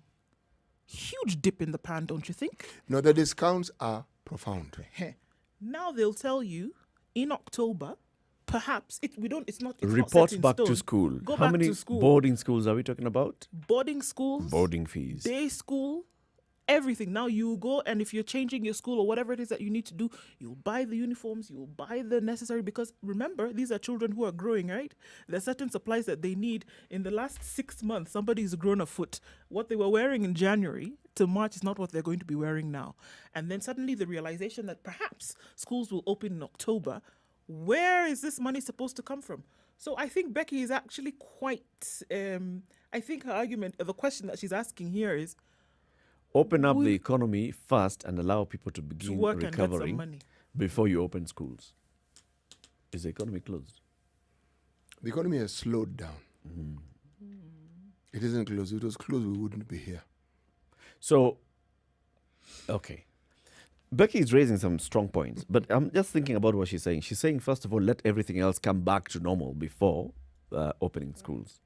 And the assumption here that Becky is making, that within those 3 months, people will be able to have earned enough money to pay school fees. Likelihood of that, not Maybe so not high. enough, At but at best, least something. slim. Something that you can go and give school and say, I'm coming. Sure, you get that money that At least you have a for job. I'm coming money. Just hold this one, let my kids go to school, and then I'll be back. You Right? know- At least raise something. You know, the hospitality sector, there are very many hotels that are closing down, Have closed down. have closed down. And basically what I mean by closing down is they're not coming back. Mean they've shut down completely. Shut down completely. Permanently. Because right now, End of yes, story. you can actually go and spend a night in a hotel. So that is still allowed. The only thing that's not working in hotels now is selling of alcohol if you're sitting in a restaurant. But if you're In a your room? resident in your room, you can still buy it. So some hotels are operating. Meetings and conferences, those that are especially benefiting, tapping on that. Conferencing business is a good business. Done with. Done. So I know of a hotel, for example, in Naivasha, where a friend of mine tells me that they've just been told, you know what? Ai, ngumu. Ngumu. Come and go. Ngumu, it's done. Really? We are not reopening. We are not reopening. Okay. Many hotels have made that decision. We are not reopening. It's going to take us a while before we can even think about reopening, forgetting about that business. So many have been impacted. And what Becky is therefore saying is, can you imagine all the people who are depending on that industry? Livelihoods lost. You have children, And then and the children dependents. still need to go back to school. Yep. So what is it that can be done then to support? We're just coming back to how can we support education? Those think tanks that were advising the president, brain trust, The brain trust. on what to do, and similar economic brain trust needs to be there to actually come up with modalities and options of what can be done. Because one, uniformity is that help is needed. Very true. But beyond that, details. How do you support, because supporting individuals can be tricky, how do you support the schools so that they can actually provide the services that are required? How do you support parents so that they can actually pay school fees for the children? That's to go something back of to schools. school? You Yeah. see, the government has the means to provide subsidies, to provide all sorts of things, incentives To to the schools. schools directly, so that the parents that burden is lifted from the From parents, them. so that the parents can actually now take their children to school. To school. Now, the So details. looking at a typical school, CT, and a Yes. typical school that's operating, you chair the board of. I a knew you had school. it. The moment you entered the UCT, I knew, okay, carry on. COB is not a small Yes, something. you know. Carry on. It's not a small job. Sorry. All right, Eric, carry on. So let's look at the typical school. What is it? So first of all, the government always says that tuition is free in schools, right? In terms of the basic tuition fee. Yes. But then there are those other fees that we end up paying. What is it that we pay for? Development. Right? So the government actually gives money. It gives for money for development. Yes. But it's in terms We of now. Yes, we contribute. The government gives a certain amount of money for food, but it's really never adequate. So we pay now for the food, We- for we- feeding the yes, children, yes, and for other support services. For Yes, example, yes. now you have Extracurricular, BOM teachers, Yes. extracurricular activities. And then auxiliary staff that may not Auxiliary necessarily staff. be catered for by the government, we pay for these things. Okay. Yes. So if we were to say that the government then looks at such a school setting and sees how to support, we are saying that it takes up all these other Yes, extras. yes. Right? So the So- burden is automatically lifted from the parents. Lifted from the parents. So all the parent has to do is to make sure the child gets to school. You bring your child here. Yes. We are going to feed the child, we are going to educate the child, and Yes. the child will come back home Yes. in the evening. Yes. Remember, one of the things, if you look at the agrarian system that we have in this country, even if farmers have a SACCO, whether it is milk, whether it is maize, they are never paid immediately. Not really. If we introduce the system that we've been talking about, okay, for some time now, where you have a storage capacity, and that in itself can directly translate into a monetizable commodity. People are paid after a while. You deliver. Yeah. Now, the other schemes can be brought into being. Remember, we discussed this within the school and say, okay, what do these parents have that can be monetized? Because they don't necessarily have money. And how can the government come in? All I'm saying is that if you talk about government intervention and how it can help, this is the one thing that the government can do very well, because it amounts to putting money in the pocket of the parents without actually giving you physical money. Becky is responding to us. What is she saying? Eric, don't open schools. Do there have been no school fees to eat? I beg, can we stop thinking like middle class people? I have relatives who are eating ugali and black tea because they had nothing left to buy food. Where is the school fees coming from? Good point. Becky, please call us 0719-012-600. Let's have this conversation live Yes. with you. Because You know? her point is valid. Yes. It's extremely valid. 0719-012-600. Becky Kim, you can call in and then we continue with this conversation. Because, and the issue here is then how do we support the school-going children? Let's not even talk about their parents. Here the support is the government supporting school-going children. And you know What is it that they need to access this education? the interesting thing, though, is that we're also looking at, because now when government talks about interventions for schools, most likely they're talking about public schools. Yep. They're not even looking at private schools, right, who may be offering the national curriculum, who also need help, who also have suffered job losses as parents, who also are in a different economic situation than they were 6 months ago. That happened very quickly. So it really is across board, because when schools are opening, it's not just national schools or public schools opening. Yeah. All schools will open. What is going to happen? Consider, we were Before we consider Please. CTA, let me take these two calls as we wait for Becky Kim to call. Bernard in Mombasa, good morning. Morning to you, boss. Hi, how are you? I'm Fine, very thank well, you. thank Morning. you. Now, mine is just a very quick observation. I wanted to point out something. Why are these people so much in a hurry to open schools? If it were you in your own capacity, would you? Who would be better placed to make good decisions? A child or somebody who is above 18? Most probably somebody who is above 18. So, what is so much in a hurry to open schools? And you're not even thinking of opening bars. Why don't you let these people who are above 18 try and gauge using them? See if they can make better decisions. And then, if it is not working out, then you'd know 100% for sure that the kids that are not going to observe the guidelines that are going to be set up. Bernard, may I Because ask you, Yes, sir. are you a parent Yes, with a I child am. in school? Yes, I am. Now that the government is announcing plans to take the children back to school, Yes. would you make that decision? Because ultimately, then you also have a decision to make. Would you make the decision to send your child? I'm not sending my kid to school. Not I'm send. not. I'm Okay. not. All right, I hear you. But I think we are losing you somehow. But thank you very much for your call, Omar in Kwale. Good morning, Omar. Good morning. How are you, Eric? Fine, thank you.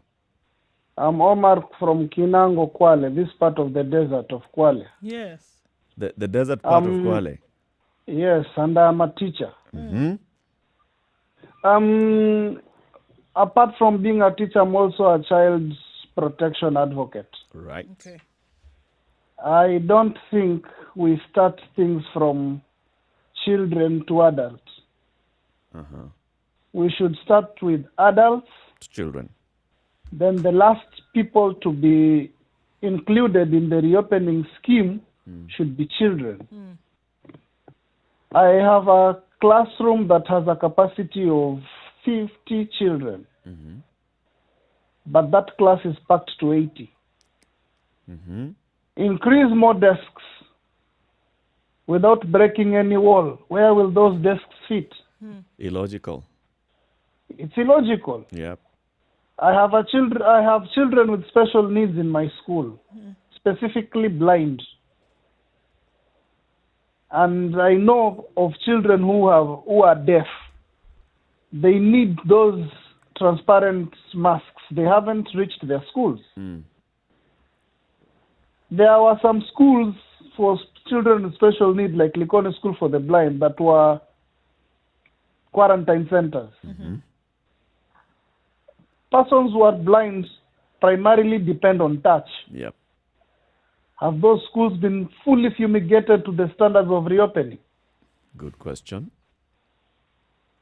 Why are we risking lives of children vis-a-vis an economy, or just, is there anything, with time we have grown suspicious with government. Whatever government tells you, you have to suspect. Don't just take it. Could be there is some fund that has been set aside somewhere by some donor to support schools. So that they can bring those whatever vaccines that they're testing in Oxford. Yeah, and remember, Omar, Kenya has already signed. If I may ask you, Omar, please ask. When would you like to see schools reopen? Give me a month. You're specific about a month? Yeah. Let me give you a date where the curve shall not only be flat, but it shall not be there. Omar, can I add to that question? What would you like to see happen? What would you like to see in place before this opening is even talked about in earnest? Yeah, we closed schools in March. Yes. Between March and now, massive investment in the new normal should have happened. Unfortunately, none of it has. So we should start investing in the new normal. Okay. Those schools that are under trees, those schools that have no running water, and by the way, there are many in this area. Yeah. Many. In the desert of Kinango. Yes. Let's give water. Let's give latrines. Let these basics, then we will reopen and our children will be safe. Mwalimu, which part of Kinango do you come from?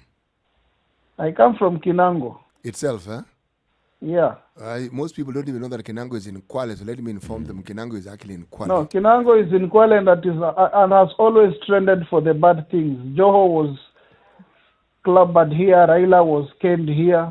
Doesn't help. Has it helped? At Thank least you, I've Omar. reminded them. Thank you. Thomas, good morning. Morning, Spice FM team. Thank you for the good job you are doing. Asante. I've been following this debate about opening schools, and I think it is ill-advised. I hear the candidates will be sitting for exams in April. So when, for example, to the Form 1's report, we would have created another nightmare in the education sector. I think, like the previous contributor has just stated, there should be no cause for hurry. Let's settle down. People will not die because of repeating a class. and we start the academic year in the new year. I'm talking as a former parent, and I'm also talking as a chairman of a secondary school. Thank you, team. Asante sana, Thomas. I want to ask you, Thomas, actually, now that you're a chairman of a secondary school, when we were talking about what one of our listeners, Becky, is raising, it's also about the issue of school fees. Even if schools were to reopen in January, the likelihood of many parents not being able to afford school fees is high. Correct. What kind of support then should such children receive? The kind of support that we expect a reasonable government to do is, like we were talking earlier on, is for the government to come out with a mechanism of how, for example, parents that have lost their livelihood as a result of COVID-19 and have children that are school going will be cushioned. We have not worked out, for example, how schools are going to manage bursaries if they will continue to be enforced at all. Maybe if that was in place, then you would say, fine, the government is going to assist. As we talk about subsidies, they should not just be limited to suppliers of desks. They should also be limited to the those that are supporting those who consume education. All right, good points. Thank you very much, Thomas. And you see, you're on the road. He's on the road. He's somewhere on Mombasa Road, along Mombasa Road, going into town. And, the whole issue is raising a lot of conversations, even on our social media handles, Spice of MKE on YouTube, Facebook, Twitter, and Instagram. Please post your comment there. And also, you can call us 0719-012-600. And we are also still hoping that, Becky, you can let us know how we can actually get in touch with you, so we also get your points. What Becky is raising is the issue of school fees. Whenever you reopen schools, open schools now, open schools in January, look, people have lost jobs. People are not going to be able to have any money left, either now or in 3 months' time, to pay school fees. In January, even if we listen to what everybody else is saying, don't be in a hurry to open schools, let the curve die. So let's even say we reopen schools in April. Are we going to have the likelihood of 100% of the students going back to school? Well, I mean, even when things were okay, quote unquote okay, you still had people who struggled to make up for school fees. Now you have an extraordinary situation whereby people lost all sources of income. And, it's interesting that you say that, because you would have thought that COVID had hit the hardest already. But then if you have today news coming in that work establishments are still closing down and people are still continuing to lose their jobs, even today on the 16th of September, people still continue to lose their livelihoods, right? So if you say that schools will open in the next 1, 2, 3 months, will that have been adequate time to be able to collect anything that you can take to school and pay school fees for your children? Is it enough time, really? Even if they were to open in January, even if they were to open in April, would it have been enough? Probably not. However, what this would do is that, so I tend to lean towards what Becky's saying today, that is it possible to give some time, at least, for people to be able to look, gather, do something, somehow, to be able to then take something, even if it's not everything, to take something to school? Because let's just be practical here. I suppose what she's saying, but actually I'm going with what CT is saying. Because we can't continue letting the children stay at home and not accessing education. Can the government take that up? But the government will tell you that they have a responsibility Let for public them borrow. They're borrowing how much per day? Would they be able to make this commitment across board? Yes. Private and public It's the schools. government of the Republic of Kenya. We expect them to. Let's take a break and look at whether, and then we continue this conversation quick fast. 0719-012-600. That's the number to call. Spice FM KE, YouTube, Facebook, Twitter, Instagram. This is the Situation Room, the only way to start your day. Spice up your life. The weather with Spice It's FM. cloudy in Nairobi at 18 degrees. We'll see highs of 26 today. The sun will come out at some point. In Nakuru today, 18 degrees, excuse me, and sunny, highs of 25 and lows of 11. Sunny conditions in Nyeri as well at 18, going to highs of 25.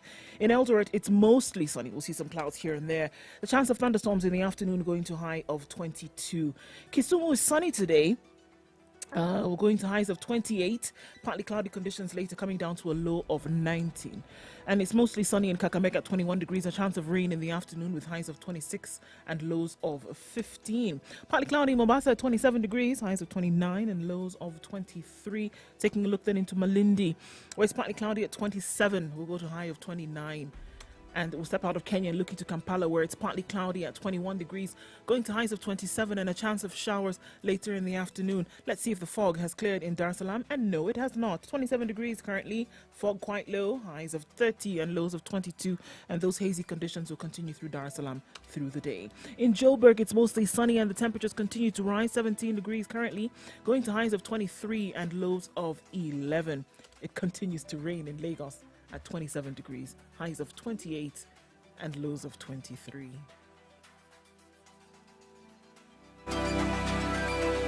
Mature, intelligent talk every morning.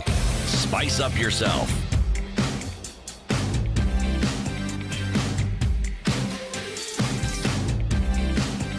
Mornings done right. 94.4 Spice FM, Nairobi. Past 9 o'clock. The conversation continues. Let's bring in Alan in Buruburu. Good morning, Alan. Good morning, sir. How are you doing? Very well, thank you.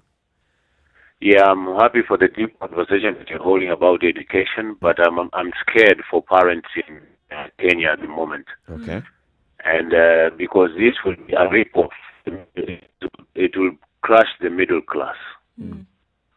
And I can see with education failing and then everybody now looking for funds how they can get their children to school, this will be a classic rip-off. And I'm sure with the Kenyan scenario, the loser will be the parents and the children. And CRB will have a tough job, but I can assure you there is no going ahead right now unless everything is totally free and supported by the government. Which itself is financial limbo. Thank you very China much. and other places. Yeah. Asante sana. Thank you for your contribution. Sami in Magarini. Yes, good morning. Good morning, Sami. How are you doing? We're well, thank you. How are you? I'm fine, thanks. Good. Yes, actually I should start with the saying that there was a man who was actually trying to close a stable after the horse has bolted. Now, and this is what the situation we are now experiencing in Kenya. I wonder actually why the Ministry of Education is trying to do dilly-dally. Why should they wait until next year?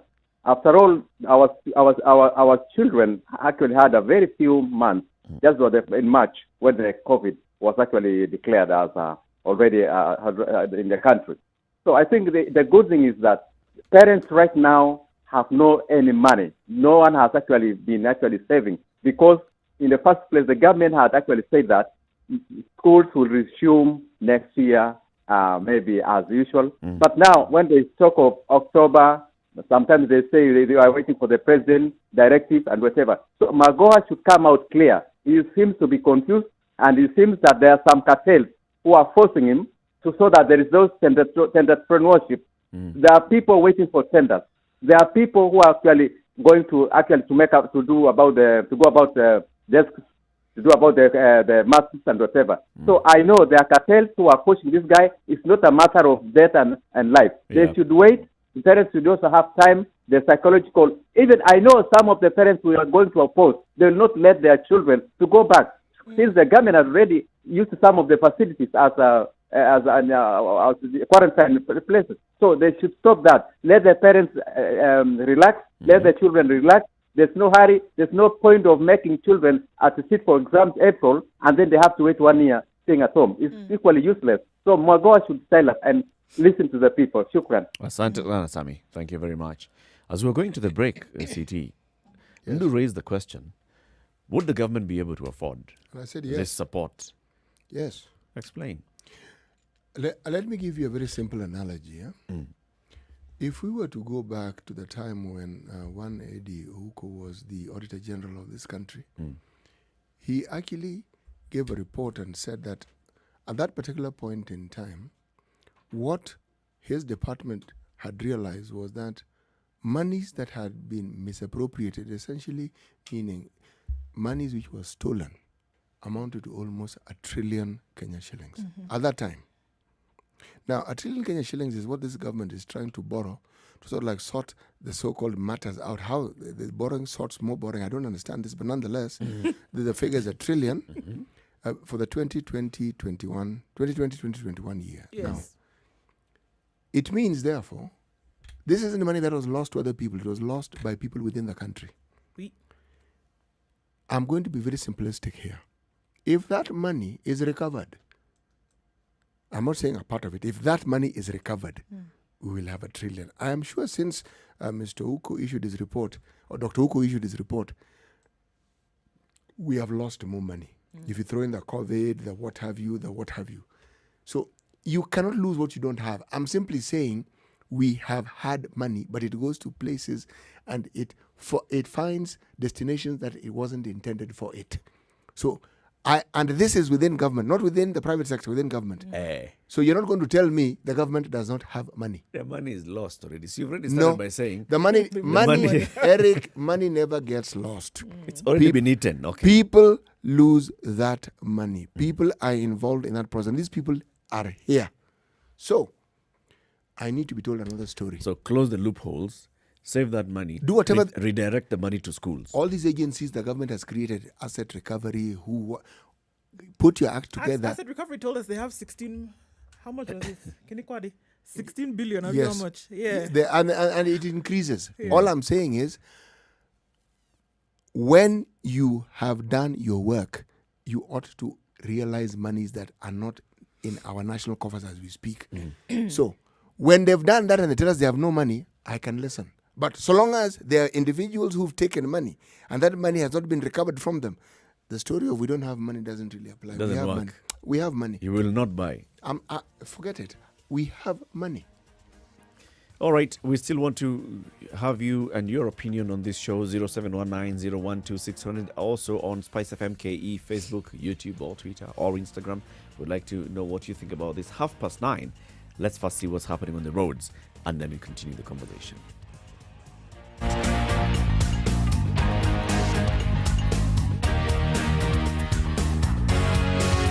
This is the Situation Room, the only way to start your day. Spice up your life.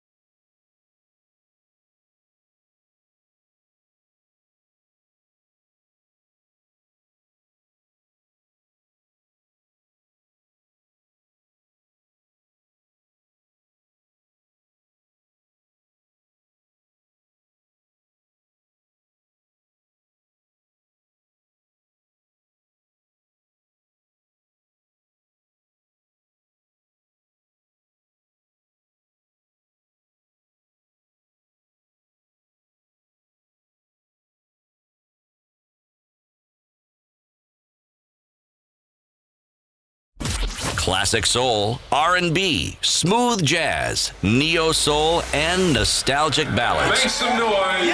You're listening to Spice While you were FM. away, Kiambu Road did things, man. So we're trying to get into the city center. Omo, you know what? Sorry, it's not happening. The CBD from Kiambu Road, go happen. When they say make una use 2 lane, una now can't go enter make am 6. I don't know how you will make help una today. Be like say una go enter CBD from Kiambu Road. Not today. It not be today. You not fit enter town if to say your motor day Kiambu Road. Nah, as we dey speak. Everywhere else they clear. Kankwe, but Kiambu Road. Sorry. What does Kagwe have to do with that? Who? Kagwe. You just entered the conversation. Even I heard it. I said Kankwe. Ka? Kwe. Okay.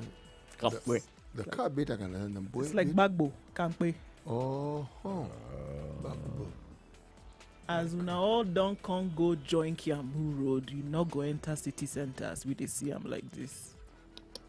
Some pain.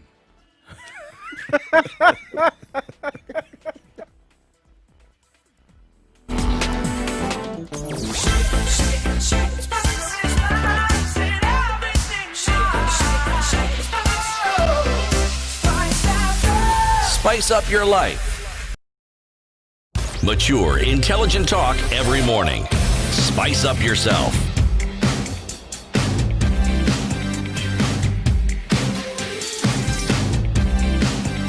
Mornings done right. 94.4 Spice FM, Nairobi. Okechoko says January, yes, for schools. Try opening stadia, bars, restaurants, universities, markets first as a trial basis. Improve school infrastructure to COVID-safe status as you employ more teachers and students and people are getting psychologically prepared. Basically, there is like a roadmap that is required for us to get there. The government has already announced plans to employ new teachers. Right? The Teacher Service Commission has already declared that, employing new teachers. The government is talking about increasing the desk capacity. You're just saying that a lot still needs to be done. So children just stay at home.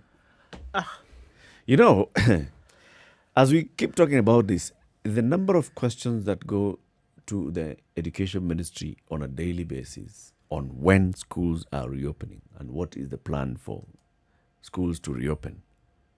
Very many. The other day I was telling you during the devolution conference that took place a couple of weeks back, and it was an online one and I was moderating it. There was the number of questions that were actually coming online were all directed towards the education CS, Professor Magoha. Nothing about rights. We had a conversation about, rights, police, agriculture. When are you opening schools? There's no COVID. Children are playing. Just open schools. Let them go to school.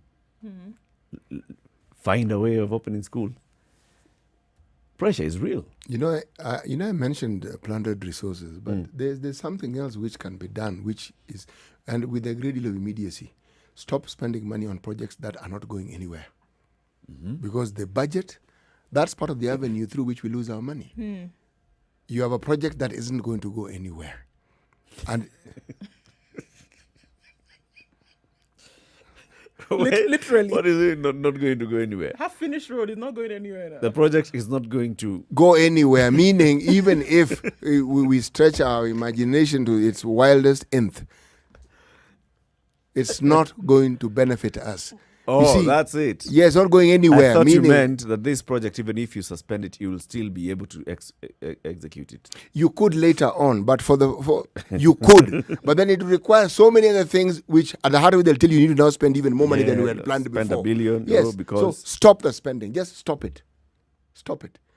There's been suggestions, and today's media reports in the papers talked about the government focusing on projects that can bring about the sort of stimulus economic activities you're talking about, improve employment, boost activities within the economy.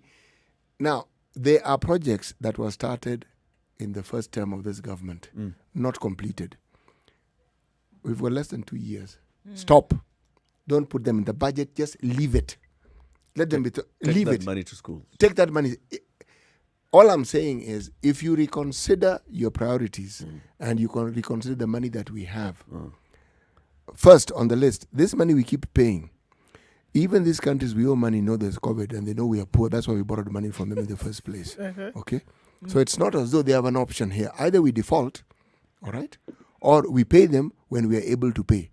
And the ability to pay means we need to set things right so that the economy can be jump-started again. Right. Then the issue of paying becomes simple. But if you just keep milking this stone, we don't have the money and you keep asking for it, at some point we'll grind to a complete halt and there'll be no more money to pay. Okay. So I'm simply saying that if that brain trust that we had for health, a similar brain trust for the financing and economics, the same thinking is applied to this. The solutions are possible, they are viable. Let's hear from Alexander, who's calling in from Mombasa. Alexander, good morning. Good morning. Good morning.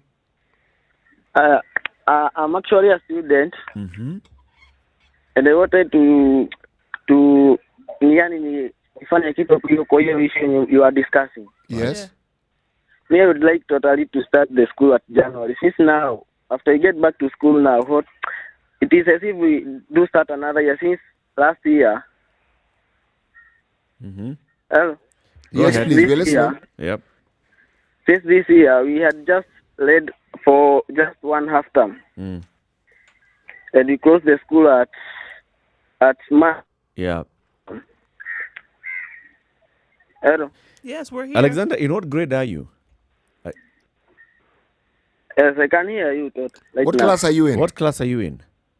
I'm actually a candidate. Standard 8 or Form 4? Form 4. Okay. Yeah. And you think that, because now the conversation is that, the candidates should are the ones to resume school later this year. You do not support that? Actually, we've lost Alexander. John, if you can just get us Alexander again so we can see if we can hear what he has to say. It's somebody who's directly impacted by this thing involves him very, very directly. He's saying they only did half a term this year, and that was it. It wasn't even, it was half a term. March. Actually, it was March. So they're ready March to 15th. go back. They're ready to go and start again, because what difference did it make? All right, so here is Alexander. He's back. Alexander, so you tell us that you are in fourth form.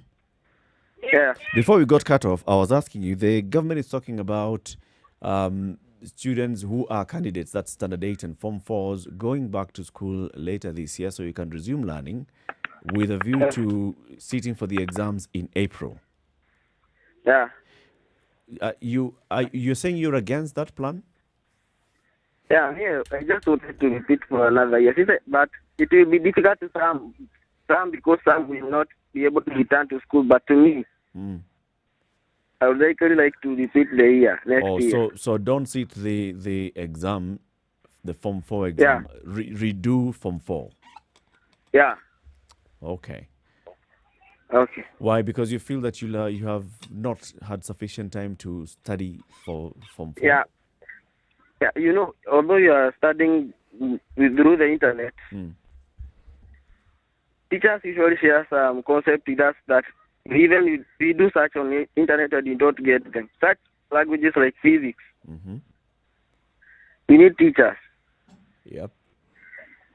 But now, but on that issue, we had not studied anything. So I'd like to repeat the year, although it will be difficult to some. Some will not be able to repeat. But to me, I would have really like to repeat the class next year.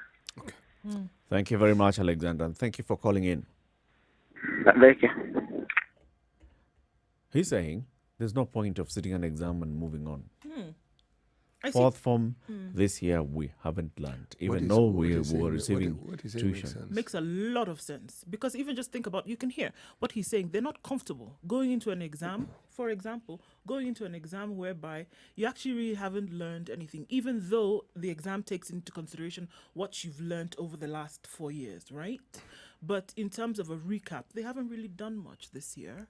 And but what if the exam is actually set not to test you for fourth form, which clearly the examiner knows that you have not studied, but for the previous years? Is it? And that's why now they want to take you back to school between October and April next year, so you can revise and you can learn a bit of what you're able then to cover for this year, but with a revised syllabus for fourth form, and then the examiner will look at the entirety of your secondary education. That would be interesting if that was the case, but unfortunately, I don't expect that the examiner is actually going to bring an exam. The reality with our curriculum, if you ask many people, they'll tell you, most ardent teachers or educators will actually have completed their syllabuses by that first term of year 4.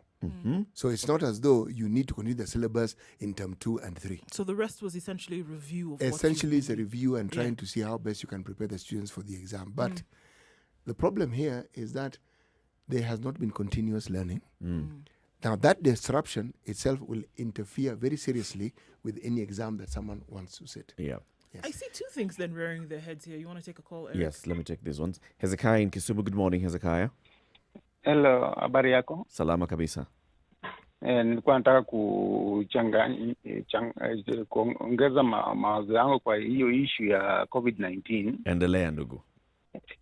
Nilikuwa nataka nilikuwa nasikia ati kuna vile watu walikuwa inasemekana ati kuna watu wamepewa tenda kusupply this whatever hand sanitizers and whatever face mask, na hizo face masks zilikuwa zinadistributiwa kwa nani? Because ilikuwa ni ya Wakenya wamekuwa wamenunua, hata mimi yangu nilikuwa nimenunua na sijapita popote pale serikali ilikuwa ina contribute kwa wananchi hizi mambo sanitizers ama face mask.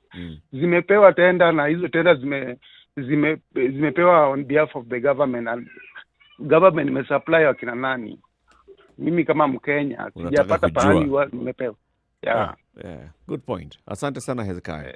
Johnson Odero in Kahawa West. Good morning, Eric. Good morning. Ndo, hi. Hi. Today you gave us a bit of Nigeria. I like it. Something like that, yes. You don't have to do it more often. Hi. Hello. Yeah. How are you? Fine, thanks. Okay, my contribution, Eric, is yes. For schools reopening and maybe the conference, or I don't know what Minister of Education was supposed to put, I don't know when, so that look on what to do in terms of school reopening. But from the discussions we've had in this session of COVID and the dynamics it has and the new insights that it keeps on bringing, from the look of things, it's like we are going to have COVID for a bit longer time. So it's like putting the measures is not necessarily when COVID stops, or when COVID subsides. Yani irudi chini sana. That is not going to happen anytime soon. So me, what I think, the measures that need to be put in place, they need to be put in place not only because of COVID, but because of also changing our normal way of living and having an hygienic environment. Because there are schools, like the teacher who called from Kwale, they totally no water.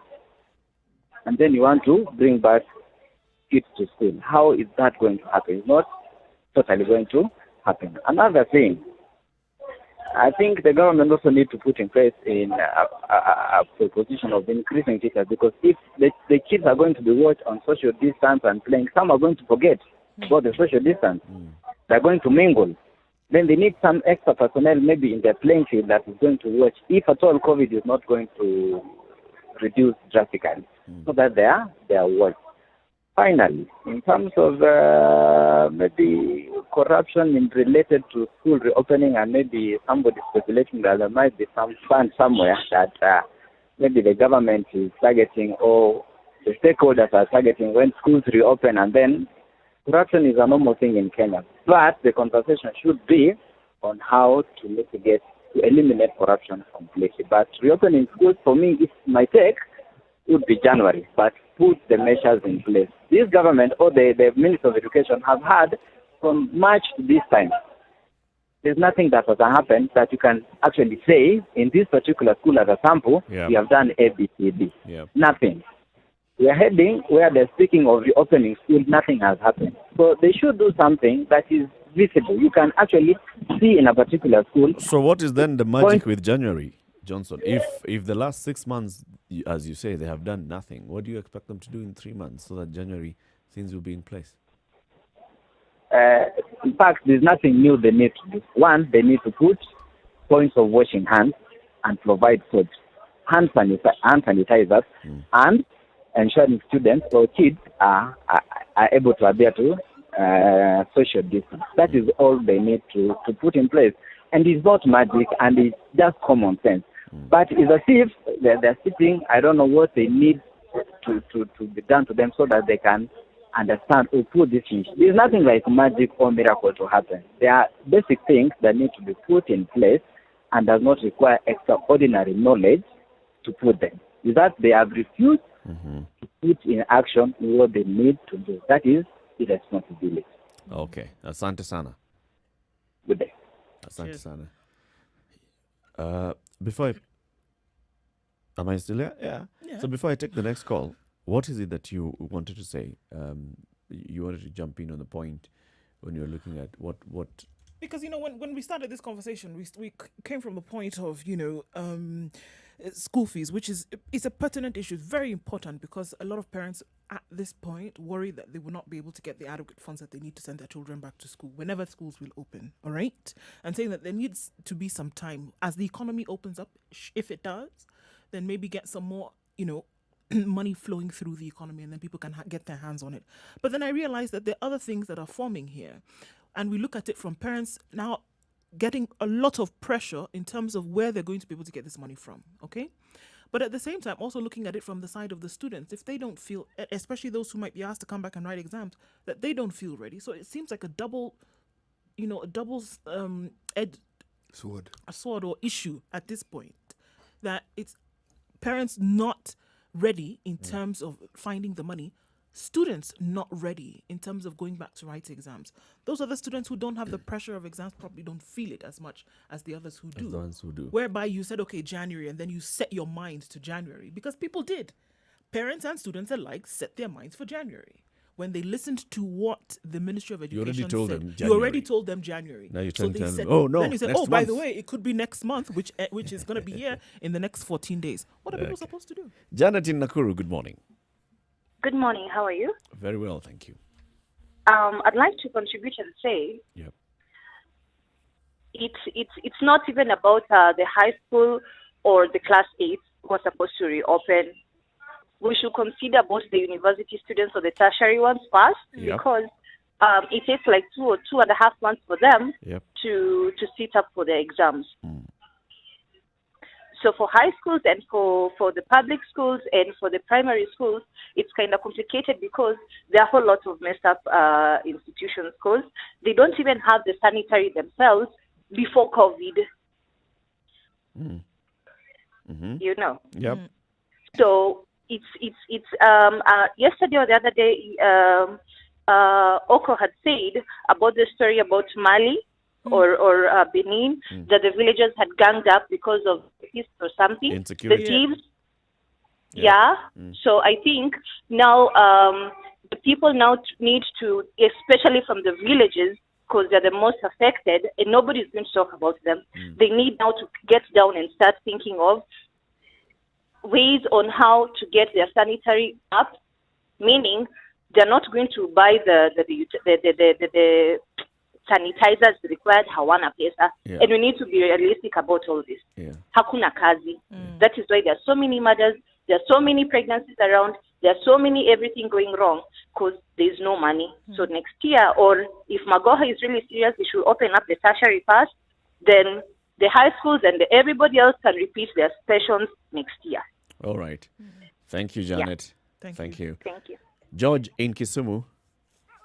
Yes. Good morning, Eric, City, and Good morning, George.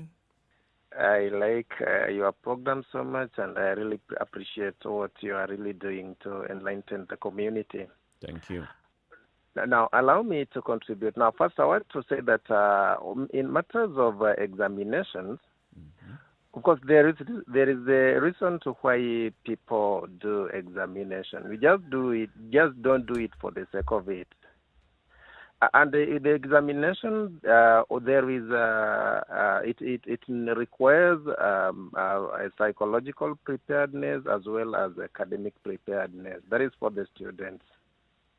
But this one did not actually happen. Put into consideration the fact that schools were closed in March this year, when students had learned just a short period of time.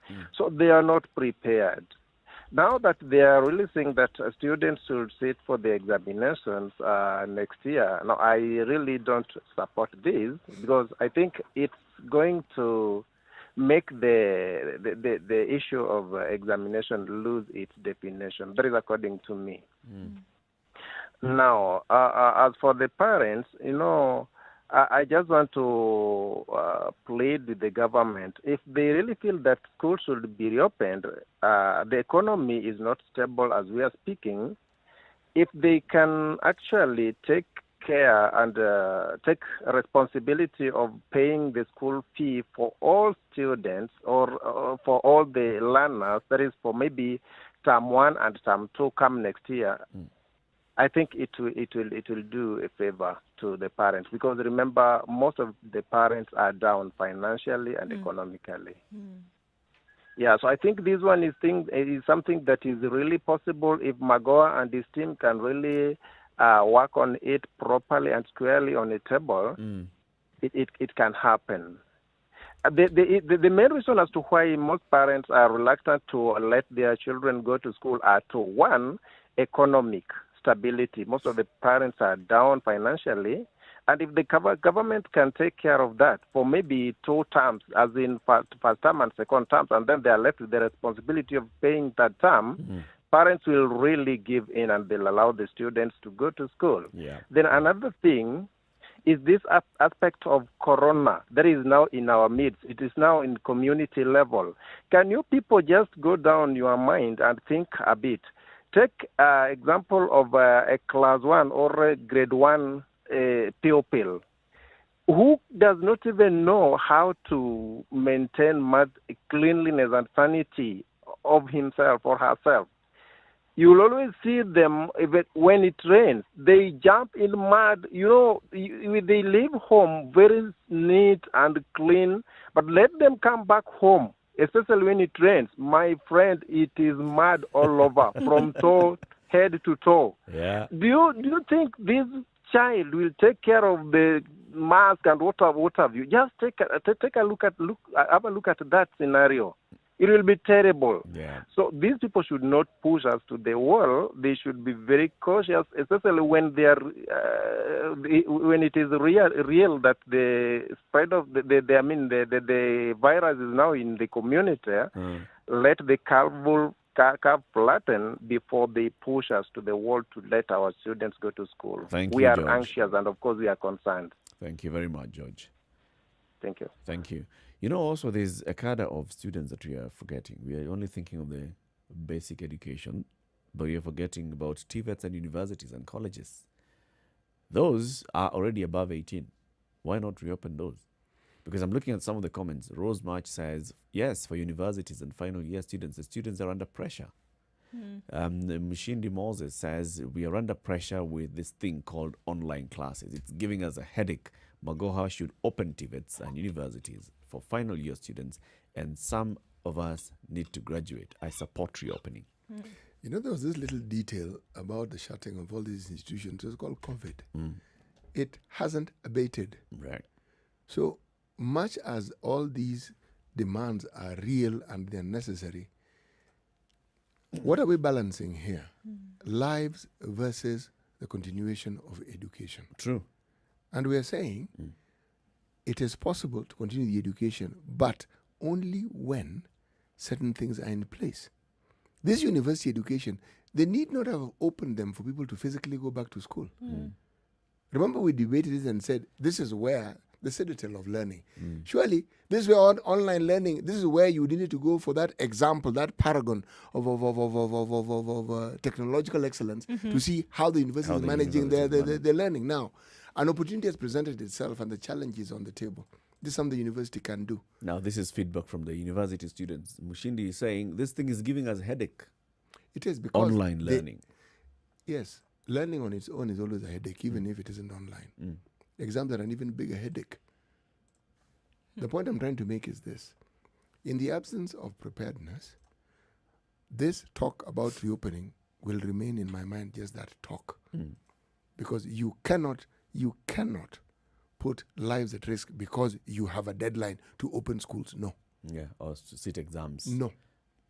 All right.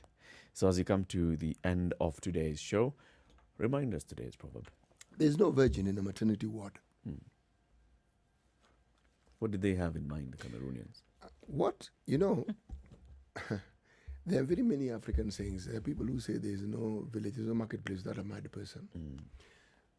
Now, if you look at this country, and I give a political example, it is not possible to speak of politicians and say there's an honest politician. Perhaps the comparison is less. So as long as you're a more. politician, there's absolutely no way you can be honest. It is not possible for anyone who is a politician in this country to actually use the word honesty alongside their name unless they want to prove a complete opposite. But is it possible to aspire and get there? It is possible. It's very, very possible to aspire. It is even very possible to work towards it. But as to attaining it, if indeed it was attainable and there were aspirations, we would hear those voices that dissent and dissent loudly in matters that, not just castigating because it's out in the open, no. But you would see voices that clearly represent the sort of things that we consider to be good. Asante sana, and thank you very much for tuning in to the Situation Room today. Join us again tomorrow, 6 a.m. to 10 a.m. CT Muga, Nduwoko, and Eric Latif signing off. Remember, you have uninterrupted music playing today, and then you have the adults in the room actually coming in at 7 to 10. This is Emmanuel, Eric, and Barbara, the Duchess of Ikolomani. And then tomorrow we'll have more conversations looking at whether justice can truly be our shield and defender.